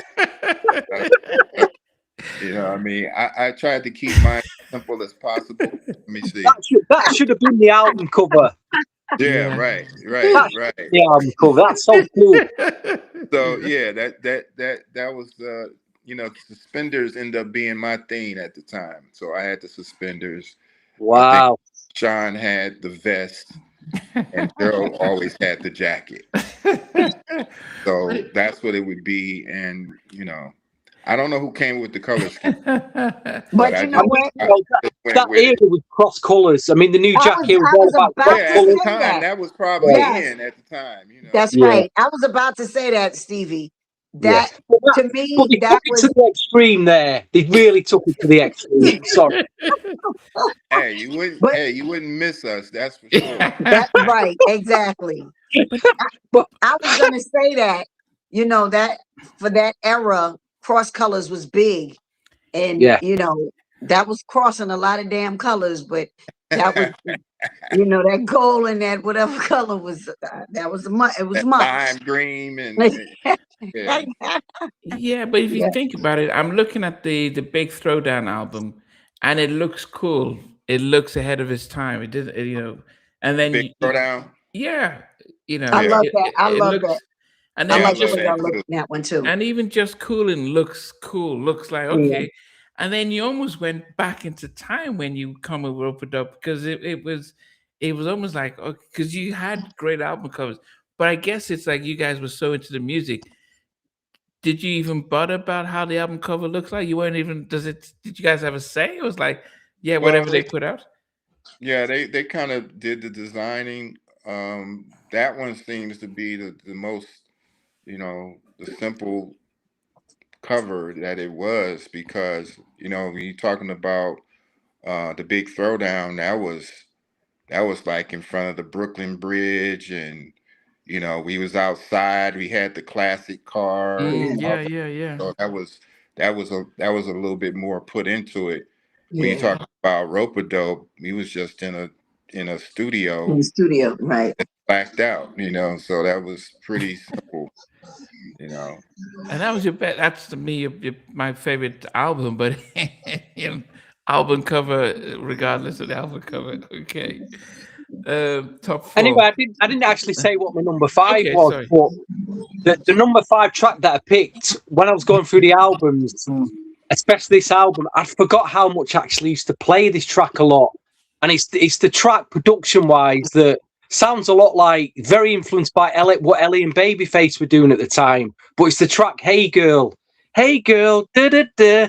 Bum, ba, ba, dum, bum, ba, da. Really upbeat, breezy again, new jack, like R&B track. Yeah, Fantastic track. yeah. Fantastic track, you know? Yeah, hey, these, you know, just the differences in the songs is making me, you know, just reminisce on how many songs that we really did and just the different styles in the songs. Hmm. You know what I mean? It's, I mean, you know, I think that this whole 40 year, like I was saying in my post when I posted that about the having a celebration, 40 year celebration, you know, I said in one of the posts is the bad thing about having this milestone is that you know Gerald and Sean is not here to Hmm. be a part of this milestone, you know, and you know they would be proud of just being able to look back in time and see the work that we really put in. Yeah, as you said, I don't think you appreciated. You didn't realize that it isn't normal to just do an album a year. But then you guys have a long catalog of songs, and but to be able to be current every time an album comes out is not an easy feat. And yes, to be able to celebrate 40 years is an amazing thing. Yes. Okay. That's Number good. number four for me is I think my second song that I remember hearing from you guys, and this came out. You know, we did a show last year on on the albums that came out in June of '88. Four of the biggest albums came out. We had I'll Be Sure came out May of '88. Then we had New Edition's Any Heartbreak. We had Guy's debut album. We had Bobby's Prerogative. And then we had Troop's debut album came out in '88. And so within 5 weeks, those 5 albums came out in 1988. Troop, I'll Be Sure's debut album, Guy's debut album, Bobby's Don't Be Cruel, and New Edition's Any Heartbreak. And you guys came out a few months later, but it just shows you the competition, but the rich music that we had in '88. And this song that you guys did featuring Heavy was like, oh, okay, it really caught our attention and stuff.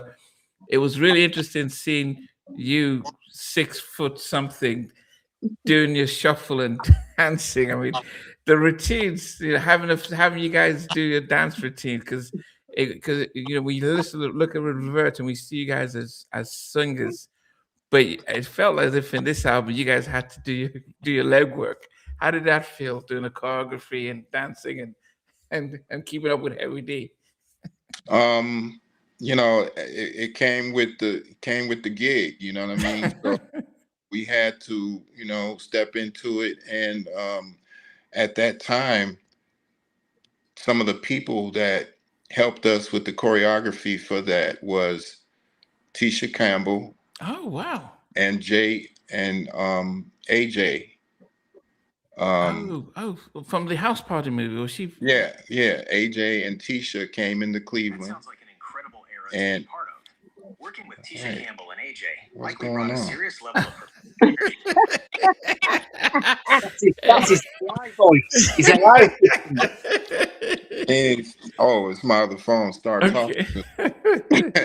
But yeah, Tisha and AJ came into Cleveland and gave us some routines. Wow. To go with the Just Coolin, and wow. And we did that through, we still kind of do it. My goodness. Was it hard for you though? Because well, it wasn't as hard as because we always did steps. And initially, when we first started, Gerald and Sean thought they were the king steppers, and because they, followed, they sons of the OJs, and they've been stepping and trying to play the OJ for years, and so I came in and did my thing, and but at some point after the Tisha and AJ came in, I got some young guys from Ohio to come in, and they were young, so they was doing all kinds of stuff, and I had to learn. I was trying to learn everything I could learn as far as dance moves, so I can, get my moves together. So yeah, no, I was able to do it. Oh man, yeah, definitely. And if you see the performance on Arsenio Hall, Heavy was just like, "Come on, guys, let me show you how to keep up the. Let me show you how a big man dances." Oh goodness. Yeah, Gerald was not a hip hop or Sean. Yeah. We can say that Mark could do, his little thing, but Gerald and Sean, the hip hop dance was not for them. What's number 4? What's your number 4, Jackie? My number 4, actually, this is the first time I ever saw. I went to see LeVert at the Apollo Theater, and I'm trying to remember who else was on the show. I think it was the Whispers. Did y'all do a show with the Whispers at the Apollo, Mark? I don't remember. Y'all gotta forgive me for all this noise. I got my deck open, and you would think that there's a million people that live downtown Wilmington. There's 2 people, but when they come through, oh my gosh! Hold on, y'all, because they loud. I gotta close my door. Oops. But thinking about it, Mark. I mean, Jackie, when you guys are producing, is it that you start off with the beats and production, and Gerald comes in later Yeah, with the vocal arrangement? yeah. Okay. Pretty much that's the how the flow would go. Okay. I would come up with the idea first, pass it off, and then he would put his thing on it. Sometimes, like with certain songs, like for instance, I want to say "Love the Way You Love Me." Um, certain songs, I would kind of do the whole thing, like write the song, and so that was one of them. Yeah, you were listed as the sole producer and writer of "Love the Way You Love Me." Yeah. Okay, Jackie. Yo, wee. Um, Wait, who said instead of saying Cleveland, somebody said, or maybe I'm messing it up, but it sounded like somebody saying Cleveland instead of saying Oh, Cleveland. that Right? you know what? I didn't know what I was saying. Again, that was some Did Marvin you say Gaye that, stuff. Mark? Yeah, that was some Marvin Gaye stuff, man. I didn't even know what I was saying for real, for real. It just sounded like I knew what I was saying, but I didn't. I was I'm telling, like, telling who said secrets that? now. Wow. Okay, so going back to my number 4, I saw y'all live at the Apollo, and y'all were performing this song called Pop Pop and killing it. Wow. And I remember the whole Apollo Theater just standing up, losing their daggone minds, just going crazy. Um, and I remember saying, it's so crazy. I can't even remember what year this was, but I remember saying, that little one over there that's on the keyboard with the glasses. This is before I knew y'all, Mark. I was like, that little one over there with the glasses on the keyboard. He do some special stuff because he quiet. I was like, I'm just watching. I watched you, and at that time, no lie, I said I'm gonna work with him one day. I don't know why. Never. I was like, I'm gonna work with him one day because I kind of people don't know, and I have to give let people get the credit behind a lot of LeVert stuff. Mark is a phenomenal producer and writer, and he has a great producing mind, no different from a Teddy and anybody else. He just has this different style of music.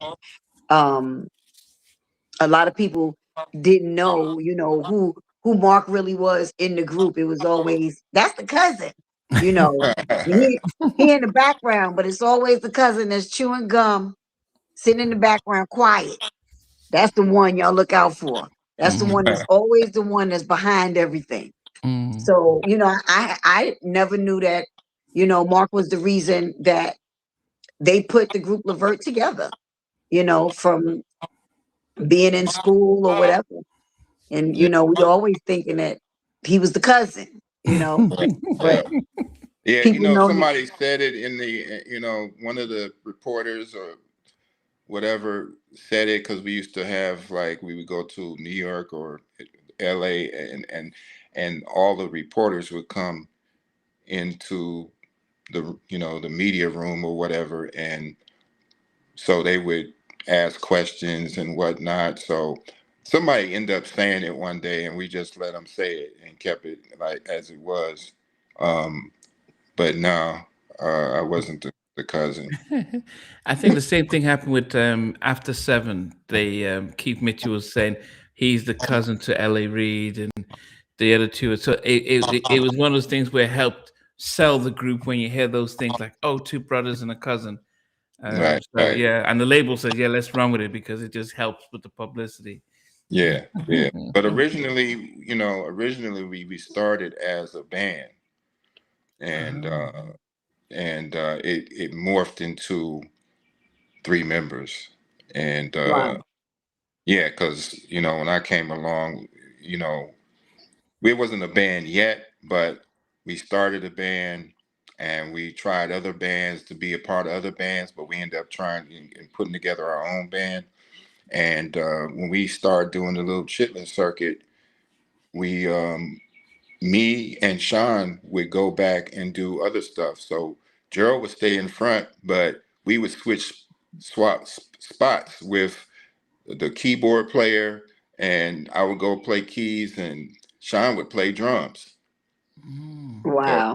that's originally how we did the LeVert band, and then eventually it morphed into us doing just staying in the front.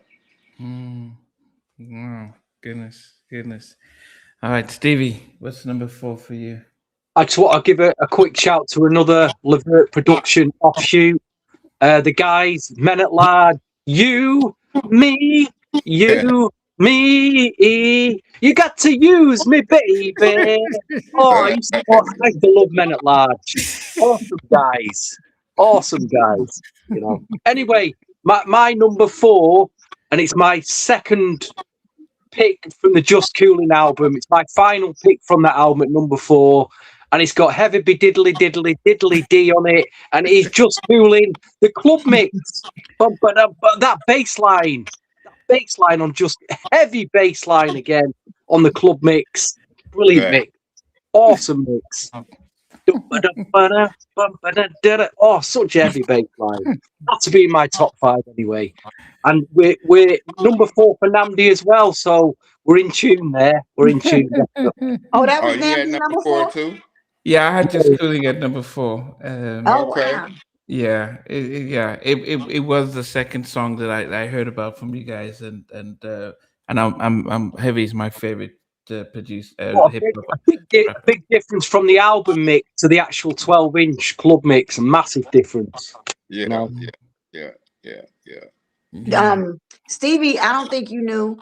Again, so Joe Little from the Rude Boys and Dave from Men at Large, they both are singing with Mark. That's the LeVert experience. So they're doing, I see. their whole thing. That's that's great. what they That's touring fantastic. doing right now. It's a great. Have you guys thought of doing any new music together at all? We working on that too. Wow, that'd be amazing. That would be amazing. I mean, we got a lot of follow up, to follow up to. So it makes it kind of hard. You know what I mean? Because all these songs you naming is like, man, we did that too. We did this. You know what I mean? So it's like it make it difficult. After you hear so many songs, it makes it hard to kind of like, okay, we gotta really put something together that.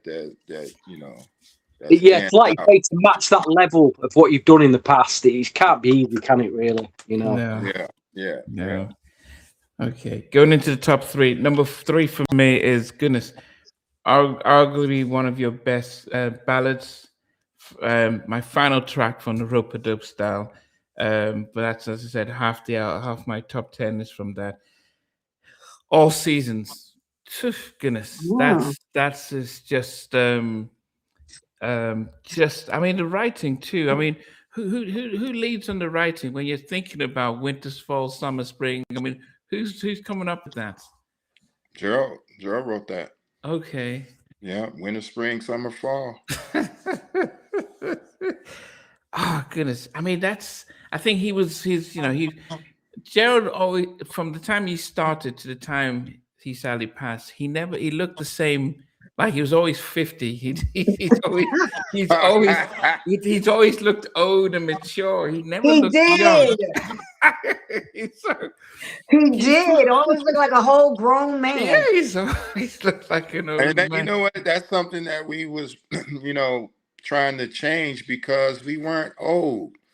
You know what I mean? We had these grown songs, but we were trying not to be so old, as far as what they would pushing us. They was pushing us to be older. And so I think that was a reflection on the music. And, so a lot of people would stamp us with, oh, those are the balladeers. But we had more up-tempos, just as many up-tempos as slow songs, really. Yeah. But when you look at Gerald and how you guys were dressed up, I mean, you guys were probably the same age with Guy, but Right. people would think you guys were older than them. Like, it just felt, and it felt, and they marketed you guys as adult contemporary kind of stuff with those type of songs.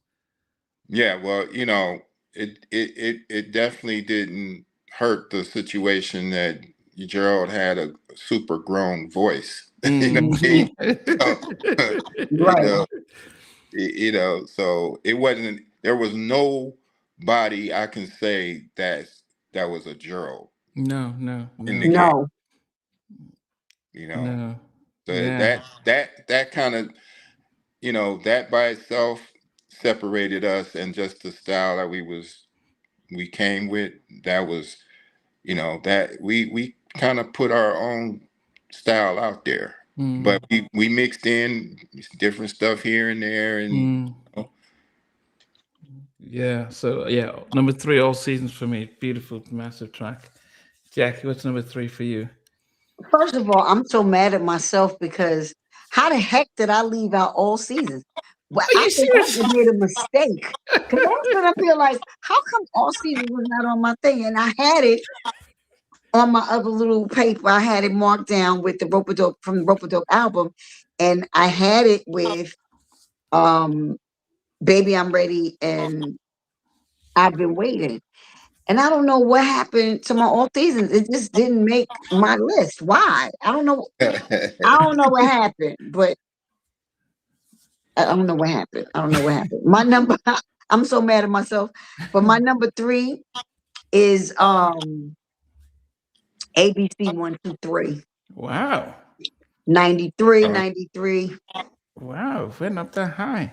That's from the For Real Though album.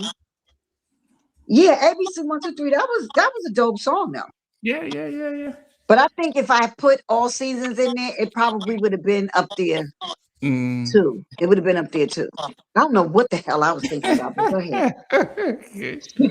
Stevie, what's number 3? Before I get on to my number 3, I'm going to try and test Mark's memory here.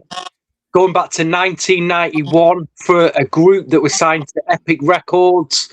They made 2 albums, and I always wondered who these girls were. They were called Sweet Obsession. You worked on a track on them called I Depend on Me. Do you remember that one, Mark? I remember. Yeah. Oh, Can't remember what it sounds like now, but I remember. Wow. Sweet Obsession, yeah. I used to love that girl group, again, another group that I completely forgotten, Right. I spent my hard-earned money on at the time when the album came out, Wow. Great track. For anyone who doesn't know, Sweet Obsession are they're like an R&B swing girl group that I just forgotten now, but that has got the trademark LeVert sound on it. Anyway, my number 3 is my final inclusion from this amazing album.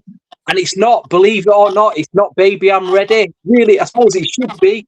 But the track that I just lost my head in on this album, with the drums at the beginning, the way it kicks in, New Jack style, is Nobody Does It Better. Nobody does it better. Wow. Oh my God. I lost my head when I first heard that. Killer swing track. Absolute killer. Yeah. Yeah. Dang, dang, dang, dang, dang, dang. Yeah. That's the one. Ding, ding. Nobody does it better. This is why we love Stevie, because Stevie pulls them out the hat. It's like, what? So John says he's going to put ABC 123 in his show. That song's crazy dope. That song is. Yes, Stevie, I had that at number 6, but yes, definitely it's definitely amazing track. Yes. Okay, number 2 for me. It is a song that I think it's just it is it is one of my favorite. It's from the Bloodline album. Pop, pop, pop, pop goes my mind. There's something about the song, just the vibe, the emotion about the song. even the title. I mean, it sounds like who would come up with such a long title for a song? I mean, who was did you guys get involved with that? I know Ken Johnson is listed as a producer, but did you guys? Yeah, we wrote that. Yeah, so that was our song. Gerald wrote the lyrics. I did the track. Of course, Keg and them produced it with a guy, Craig. Craig. Craig T. Cooper. Craig T. Yeah, Craig T. He actually did the work on the on the track. But I played on it, but again, we weren't producers. But yeah, that Ooh. song, I believe, a lot of people may not even hear this or know this, but that song was kind of my take on Hall and Oates. Yeah. Really? Yeah. They had a song, I forget which song it is. But they had a song that had a bass line that was just moving. So I kind of I had the vibe in mind with that, and I kind of vibed it out with the boom boom boom boom boom boom. That was just it was just constant movement. And what's crazy is a lot of hip hop rappers or producers, they would always compliment that bass line. It was like, yo, that bass, yo. And they would want to use it. And Master P ended up doing it. Pop Pop Goes My Nine and whatever. But a lot of people would compliment that record as far as the bass line and what it was doing. Oh wow. That's dope. But it's just such a timeless track. I mean, I know the performances, even the videos, the when you guys were on Soul Train. But yeah, it's definitely, it reminded me of one of those things where you'd see not just the Temptations or the Delphonics, one of those type of stuff. But that's the thing, is this was just this was your debut album on Atlantic, and you guys were probably in your early 20s, but you sounded like you guys were veterans and stuff. Yeah. After backs. Another thing about that first song, that Pop Pop, was when we went in the studio with Keg and them, and we did the vocals, the background vocals, like 20 something times, almost 30 times. Wow. So that vocal was done over and over and over and over, like 30 times stacked on each other. Okay. So that's why it sounds like it do, because the background vocals was,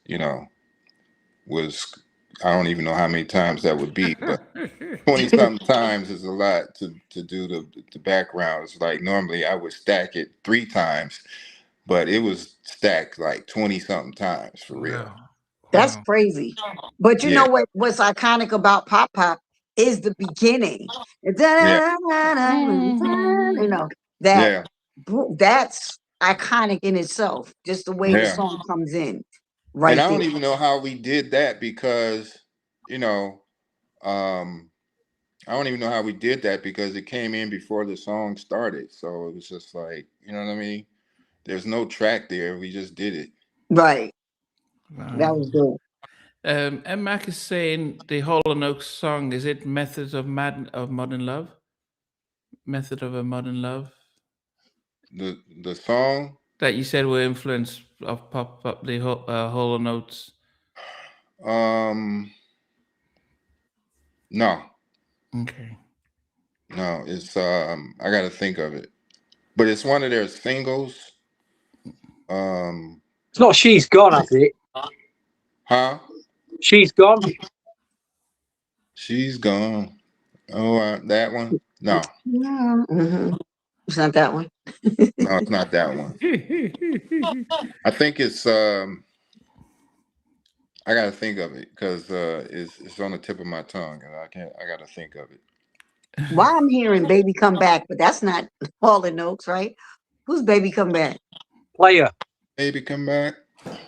That's Player. That's who, Stevie? Player. They were called Player. The group. Player. Manita. Wow. Okay, don't worry. We'll get it. Jackie, what's number 2 for you? Number 2 for me. I was fighting with my number 2. I can go for. Oh, is it? I can go for that. That's it. I can't go for that. Somebody was gonna get it. Yeah, somebody's got it. Hey, no, can do. That was my song too. Okay. Well done. Who got that one? Who got that one, Namdi? Yeah, it was Rosebud here that came up with it first. I can go for that. Yeah. Rose. Good job. Good. My number 2 is I love the video. I loved everything about it. It came from the Big Throwdown album, 87.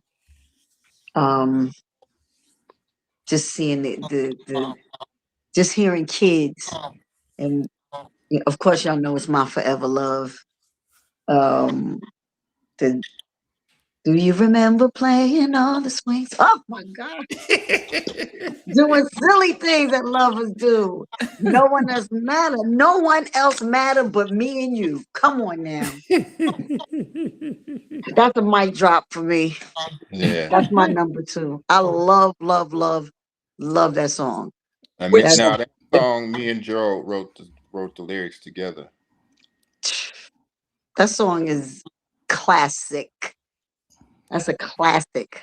I don't care when nobody's talking about that. Is Which song you talking about, Jackie? Sorry. My Forever Love. Wow.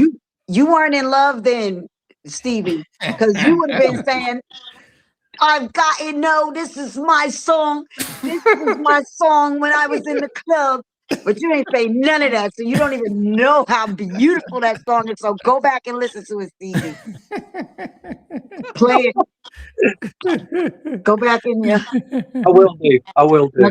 Okay, thank you. Stevie, what about you? I've managed to pick tracks from all their albums so far, except this one from 1993. Which album is it? For Real though, and I gotta say the styling on this album cover is on point. This is one they got it right. So brilliant styling on this album, and the backing vocals make the track on this. I think it's all about the backing vocals on the chorus. They're just absolute killer. And it's got to be the Good Old Days at number 2. What a track that is! Ooh, good old days. Oh, it sounds fantastic now. When you play that now, you just want to go back to the 90s, don't you? When you play that record now. Right. That's why don't we get music as good as that now? You know what I mean? It's just what a track.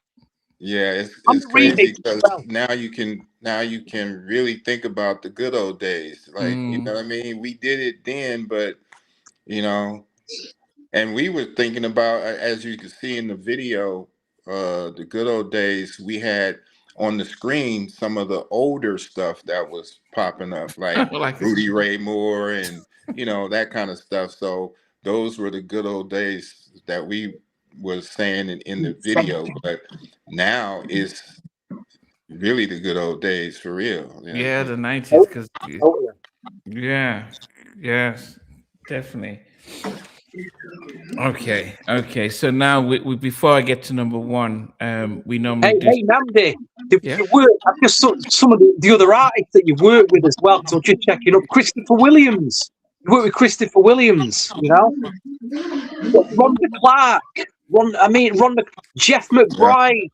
Some of them names, incredible names, Yeah.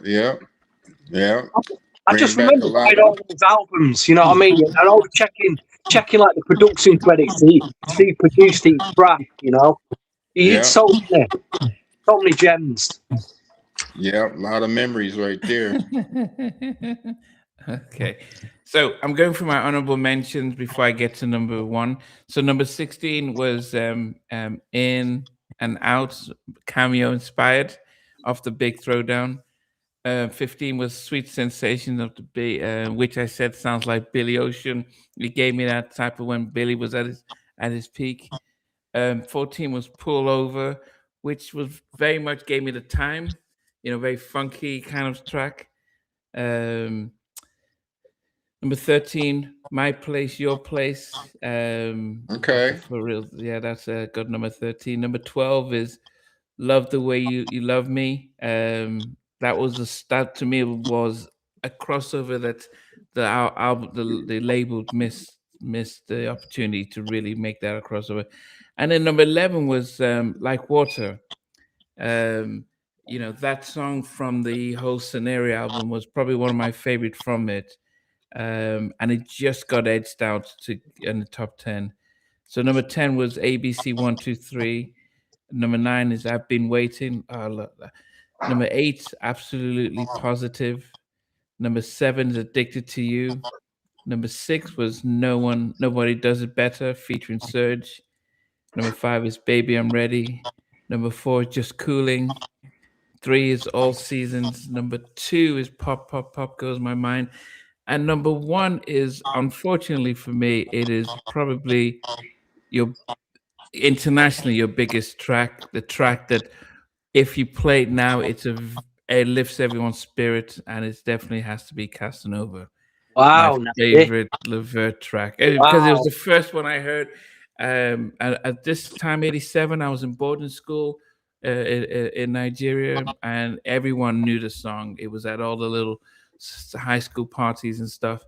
And so I would say this probably globally your most popular track, and this is a song that I will always, if I tell anyone in Nigeria LeVert, they'll say Casanova. So definitely on my number 1 is Casanova. Wow. That's a good one, Nancy.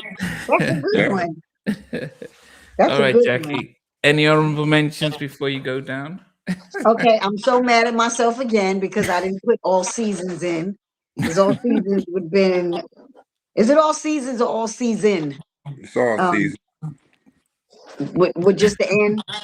No, it's seasons. Seasons, like 4 seasons. Okay. Yeah. That would have been in my top like 3. And I kind of left that out. I don't even know how doing the most. I would have put in I've Been Waiting. I would have put in Start Me Up. I would have put in Feel Real. Feel Real reminds me of a Mickey Howard track. And I don't know if did y'all do a Mickey track that sounds like it reminded me of something Mickey had. On one of the albums. No, I don't think so, but yeah.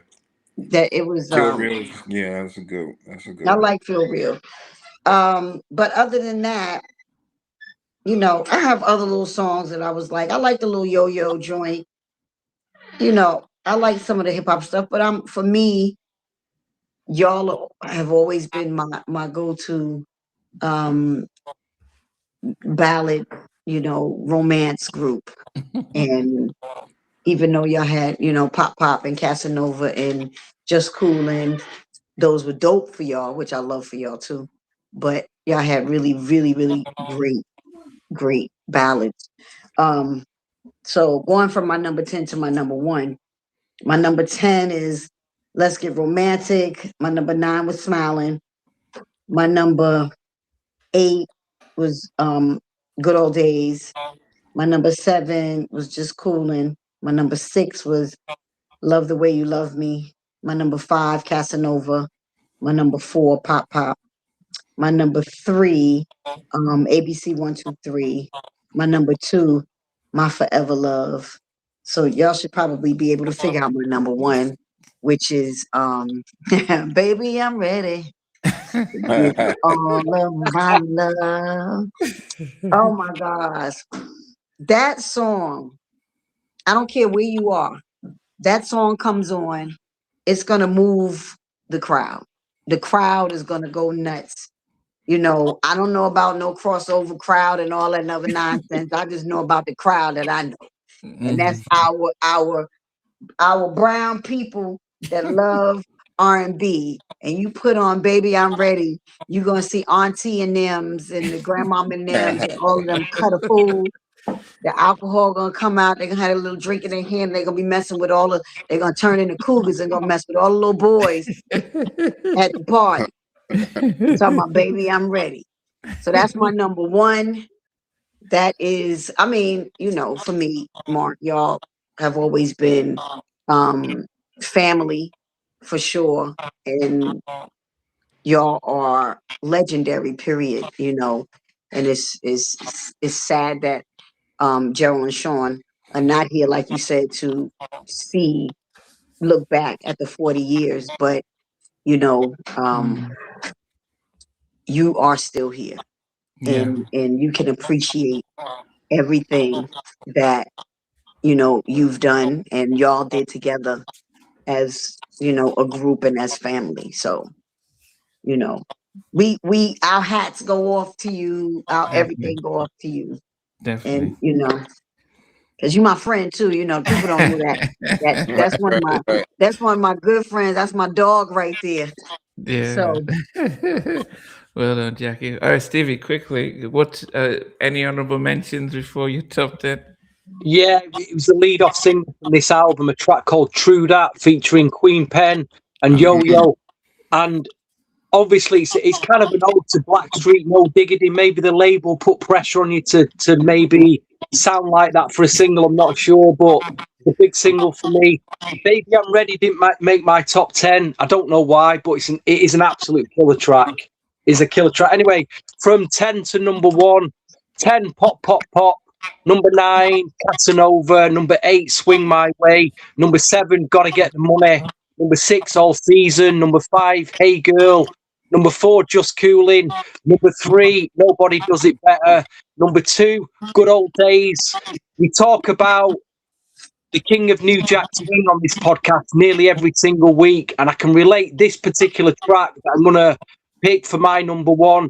Teddy Riley in 1992 for me defined his production sound with 2 particular tracks.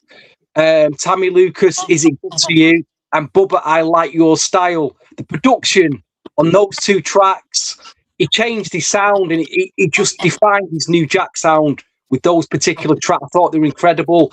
And I think on this particular track, from this particular album in 1993, I think you defined your own brand of New Jack R&B.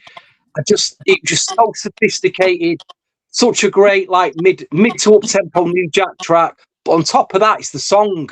The song is like an absolute killer. Why it was not released as a single, I'll never know. But it's the song I've gone for is She's All That I've Been Looking For. My gosh, absolutely flawless track. What a swing beat track that is. What an R&B track that is. Why was it not a single? Kills me to this day. The production is just insane on that track. You know? I know. I love that everybody has a different, you know, kind of list. So that says something. Everybody, go and listen to that track now. Just go and listen to She's All. Oh my. She's All. Oh yeah. Yeah. What would your number 1 be, Mark? If you had one. Sheesh. I don't know. I don't even know if I could put numbers to it because, like I said, one of my favorites is I've Been Waiting, but hearing all of these songs, I'm just like, man, I'm more confused now. like which ones do I go with? Like I can think of some other ones too that ain't even on the list. But you know, yeah. I think on that, like, you know, on some I would just mention a couple of songs that probably wasn't mentioned. and probably like so on that final record, "Do It Right Here" was, I think that's powerful as far as on a slow jam type of Gerald growl type song. Yes. Yeah. Do It That's, Right Here. Yeah, Do It yes. Right Here is Great. one of and I think you mentioned it. I mentioned the other one. What was it? Oh, like water? No, but I like that one too. I like that one too. That one's sweet. Um, you said what? You said one of them. Who, Stevie? Yeah, no, Nambi. Nambi? Yeah. Oh, sorry. Yeah, I thought. No, the big snare from the big. Is it from the big snare? Big Another one? Throwdown. Yeah. Big throw. Oh, the big throwdown. Not in and out, and not love the way you love me, and let me see. Yeah, that was in and out. Sweet sensation. Love the way you love me. Yeah, you Um, mentioned it. It's one of them too. I think that was, that was one that was kind of. I mean, you can say it's a lot of them that probably could. My hope is that I can get the catalog back and republish some of these songs so that they can be accessible um to the public again. You know what I mean? Just not stream. We ain't streaming, so don't look. yeah. Andre asked, what was the relationship between Gerald and R. Kelly? Because I heard Johnny Gill say that R. Kelly was supposed to be an LSG, but R. Kelly turned it down and said he got brought in. I don't know. Okay. I don't know. Okay. I mean, just looking back at the albums, as I said, majority of my songs came from rope-a-dope style. Um, Jackie, which would you say would be your favorite album from all of those ones that you've listened to? Just Coolin. Just Coolin. Big Throwdown. The big throw. I was gonna say the two. I would say Just Coolin and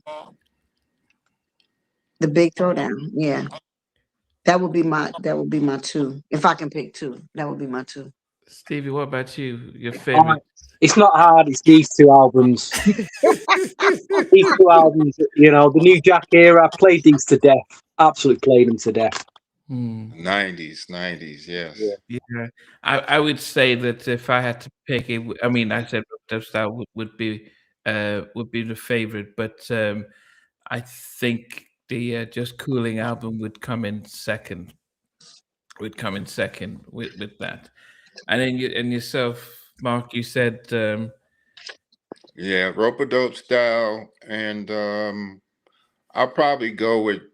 I'm kind of leaning towards. I'm leaning towards Just Coolin for reasons that being able to produce our first. oh, that was the first time you guys were given those Yeah, ratings. we that was the first, but I'm kind of leaning towards the 90s too, because those were, I think, there was some innovative songs on there, and I agree with Stevie on that. Like, some of them joints, like, I don't know technically how it what inspired that, but I love that, when I look back at it, that we could come up with something, like I could come up with a beat and then pass it to Gerald, and then he can come up with what was the song you said, Stevie? Your number one, Stevie. What was your number one? She's All That. She's All That. And it's just like, I don't I can't say You what Gerald. completely changed your drum sound in that record. That's what I'm saying. Everything that you've done in the past was gone. It was like you just Oh all yeah, drum yeah, sound no, spoke. It was like, whoa, what's going on here? Like Teddy did. yeah, Just like Teddy changed all his equipment and he just yeah, defined the sound. It was just incredible. yeah. Well, that's kind of where we started with is the fact of I love sounds, and in order to change, you have to update sounds. You have to, get a different sound that you wouldn't, use before. Like I didn't want to go back into the archives of sounds. I wanted to innovate and have a new sound or get a harder sound. You know what I mean? So uh, that part, that's what I love about the production that we've been able to do over the years is come up with different sounds and even on like the Troop stuff or Mickey, that it was different sounds. It was different, and but we the same people, but we just updating the sounds, and we just came along when the musical energy was just in us to just keep going. And like Nambi said, we came up with an album every year, which was kind of unheard of for the first 4 or 5 years. And so I want to mention another song that we did that people don't know that came up in the New Jack City soundtrack was the For the Love of Money. Of course. You know what I mean? And so I tell you a quick story about how that came about was they wanted us to do a little segment in the movie, and we said, okay, we agreed to do that. And but they, my guy that was doing the movie, he we went in the studio and he said, okay, let's give me something that you. So we always did For the Love of Money automatically. You know what I mean? We had been doing it for years. So when we got in the studio, we just sang it a cappella. There was no song, there was no beat, there was nothing. We sang it a cappella, and by the time, so they used that in the movie, but they also created a song behind it, put Queen Latifah and Troop on it, and then now you have the theme song for the whole movie. And but it started with us singing the hook to For the Love of Money. Wow, Uh, that's dope. Yeah, goodness. That No, they created that. that's a premier New Jack Swing album right there. Yes. The other track that you really, one of Troop's New Jack Swing big hitters was "That's My Attitude." oh yeah. I mean, and they even had. What did you make the fact that they didn't? Did they come to you guys to do the remix, or did they? Because I know that they gave Teddy, they had him do remix. But what did you guys think that they didn't let you guys use the original? Oh, I wasn't. I mean, it was no thing to me. We had already done the song. So, but I definitely didn't mind Teddy doing it, and it made it. It took it to the next spot that it was supposed to be. You know. Um, but the elements of it was still there, so I loved it. You know, Yeah, good. I think it was a good combination. So Mhm. That's Wow. my attitude. That's my attitude. You said Bobby Brown, innit? I mean, we loved that back then. We loved the Bobby Brown. We loved the Troop. That's my attitude. Oh, great memories. So, yeah, That's yeah. attitude. so Mark, you started off by telling us, but people are joining now. What just tell us about 40 years LeVert experience, so that, and how people can get involved and stuff.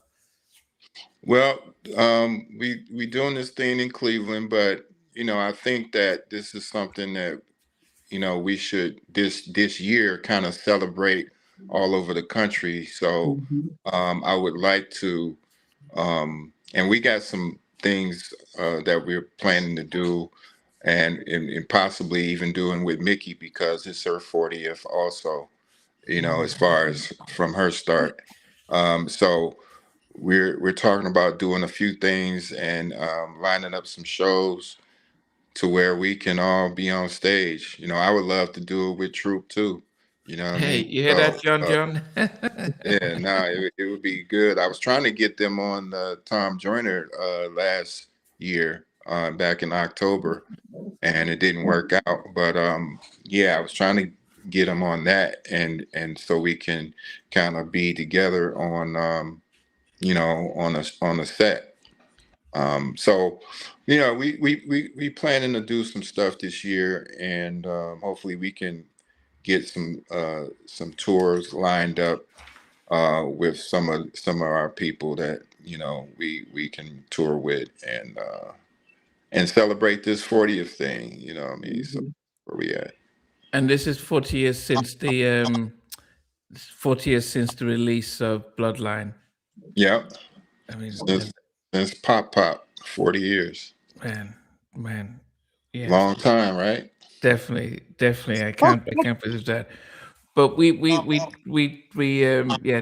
definitely have to appreciate you taking the time, Mark, to come on, to listen to us celebrate the Troop catalog. Sorry, the Troop catalog, the LeVert catalog, and but also giving us some backstories to some of the songs. Um, we've got viewers who are putting stuff in the comments, and we're reading them out as much as we can. So it just shows how much you guys are loved. Um, you know, it's really a sad thing that the two other members of the group aren't around, but the fact that you're still here to carry the torch is amazing, and the fact that even with the Rude Boys and with Men at Large, that's you've been able to form form a trilogy that is really taken and keeping that music alive. But we appreciate this evening. Jackie, any final words? And now Stevie, just to thank Mark and everything. No. I said everything I wanted to say. Mark, no, I'll call him.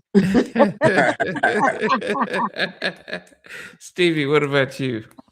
Just really appreciate you, Mark, coming on. Seriously, I've grown up with you guys and all the stuff that you produced. I went out and spent all my money and all them records, and to have you here now, 30 odd years later, being able to just ask you some questions about them time, it's incredible. It's a real pinch me moment. You know what I mean? Real pinch me moment. So thank you very much, sir. Really appreciate you. Yep. So yeah, so now don't let a record store sell you a promotional copy.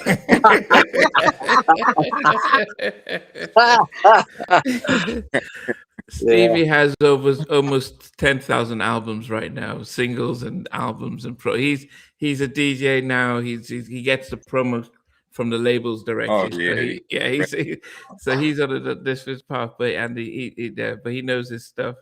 But yeah, he always recounts his early childhood days when he started in the business as well.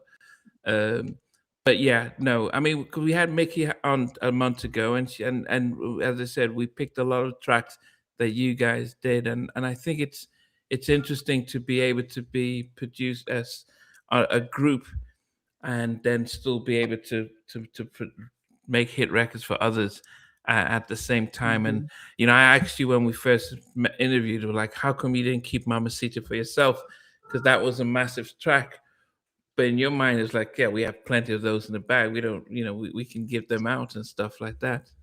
yeah. No, I was. Hey, when the opportunity came up, I was happy to be able to, basically come up with something that they wanted to do. And I think that's part of that's part of it, is being able to come up with something and everybody like, yeah, let's do that. You know what I mean?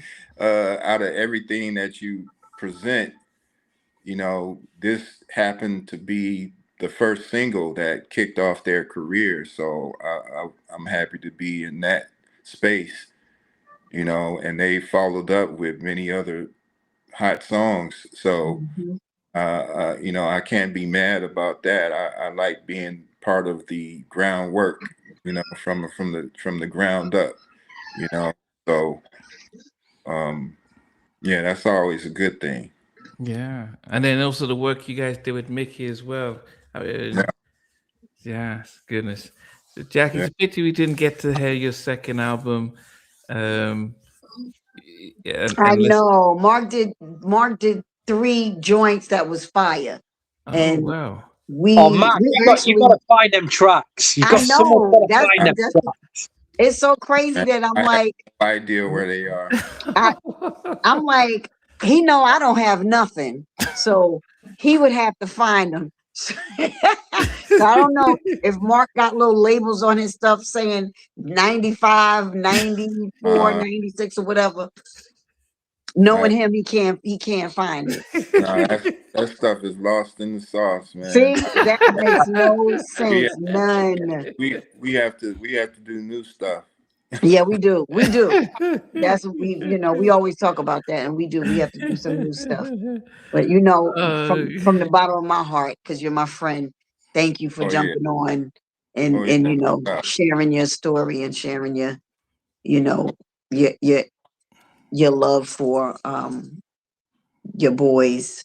And what y'all doing now. Yeah, no doubt. Y'all had somebody else on here before. Y'all don't have her on no Jay? Yeah, Miss J. Yeah, she decided to step back. So remember Miss J, so she's out, she's from Cleveland. She was with us, then she decided to step back for a minute, and so after maybe it just doing too many, she decided to step back. Okay. But, yes. So where if people want to hear about LeVert Experience, where can they find you guys? And Well, we on Instagram, we on social media, so it's the LeVert Experience, and that's pretty much it. And you just type it in, it should pop up.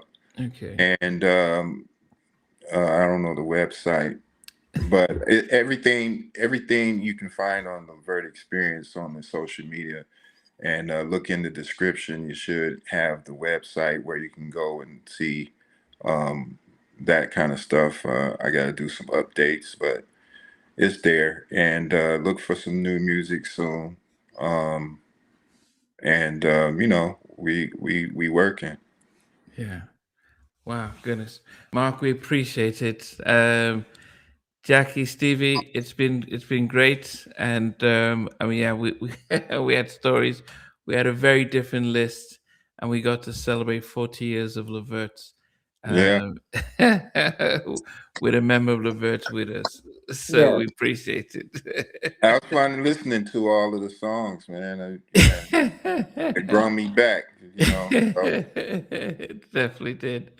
Okay, guys. So thanks, guys, for watching as always and commenting. Everything that you guys put in the comments, we are watching. So we always appreciate you guys, and we'll be back in due time. So take care, everyone. Thanks. Bye. Hey guys, thanks for watching. Thanks for being a part of Halftime Chat. Please remember to subscribe, share, and comment. But most importantly, why don't you become a member of Halftime Chat? We've got amazing videos, amazing perks, and being able to support the channel. But anyway, thanks for watching. Take care. I never participated in that category. And somewhere in between us, or even loving us, on which I did miss you. What was it like growing up? She's still making an impact on 4 houses down. I have a couple of pieces. Trying to get this one and that one. That works for you, but just for me, No. Okay. They don't understand what Jonas' voice winning all spirits. Play it.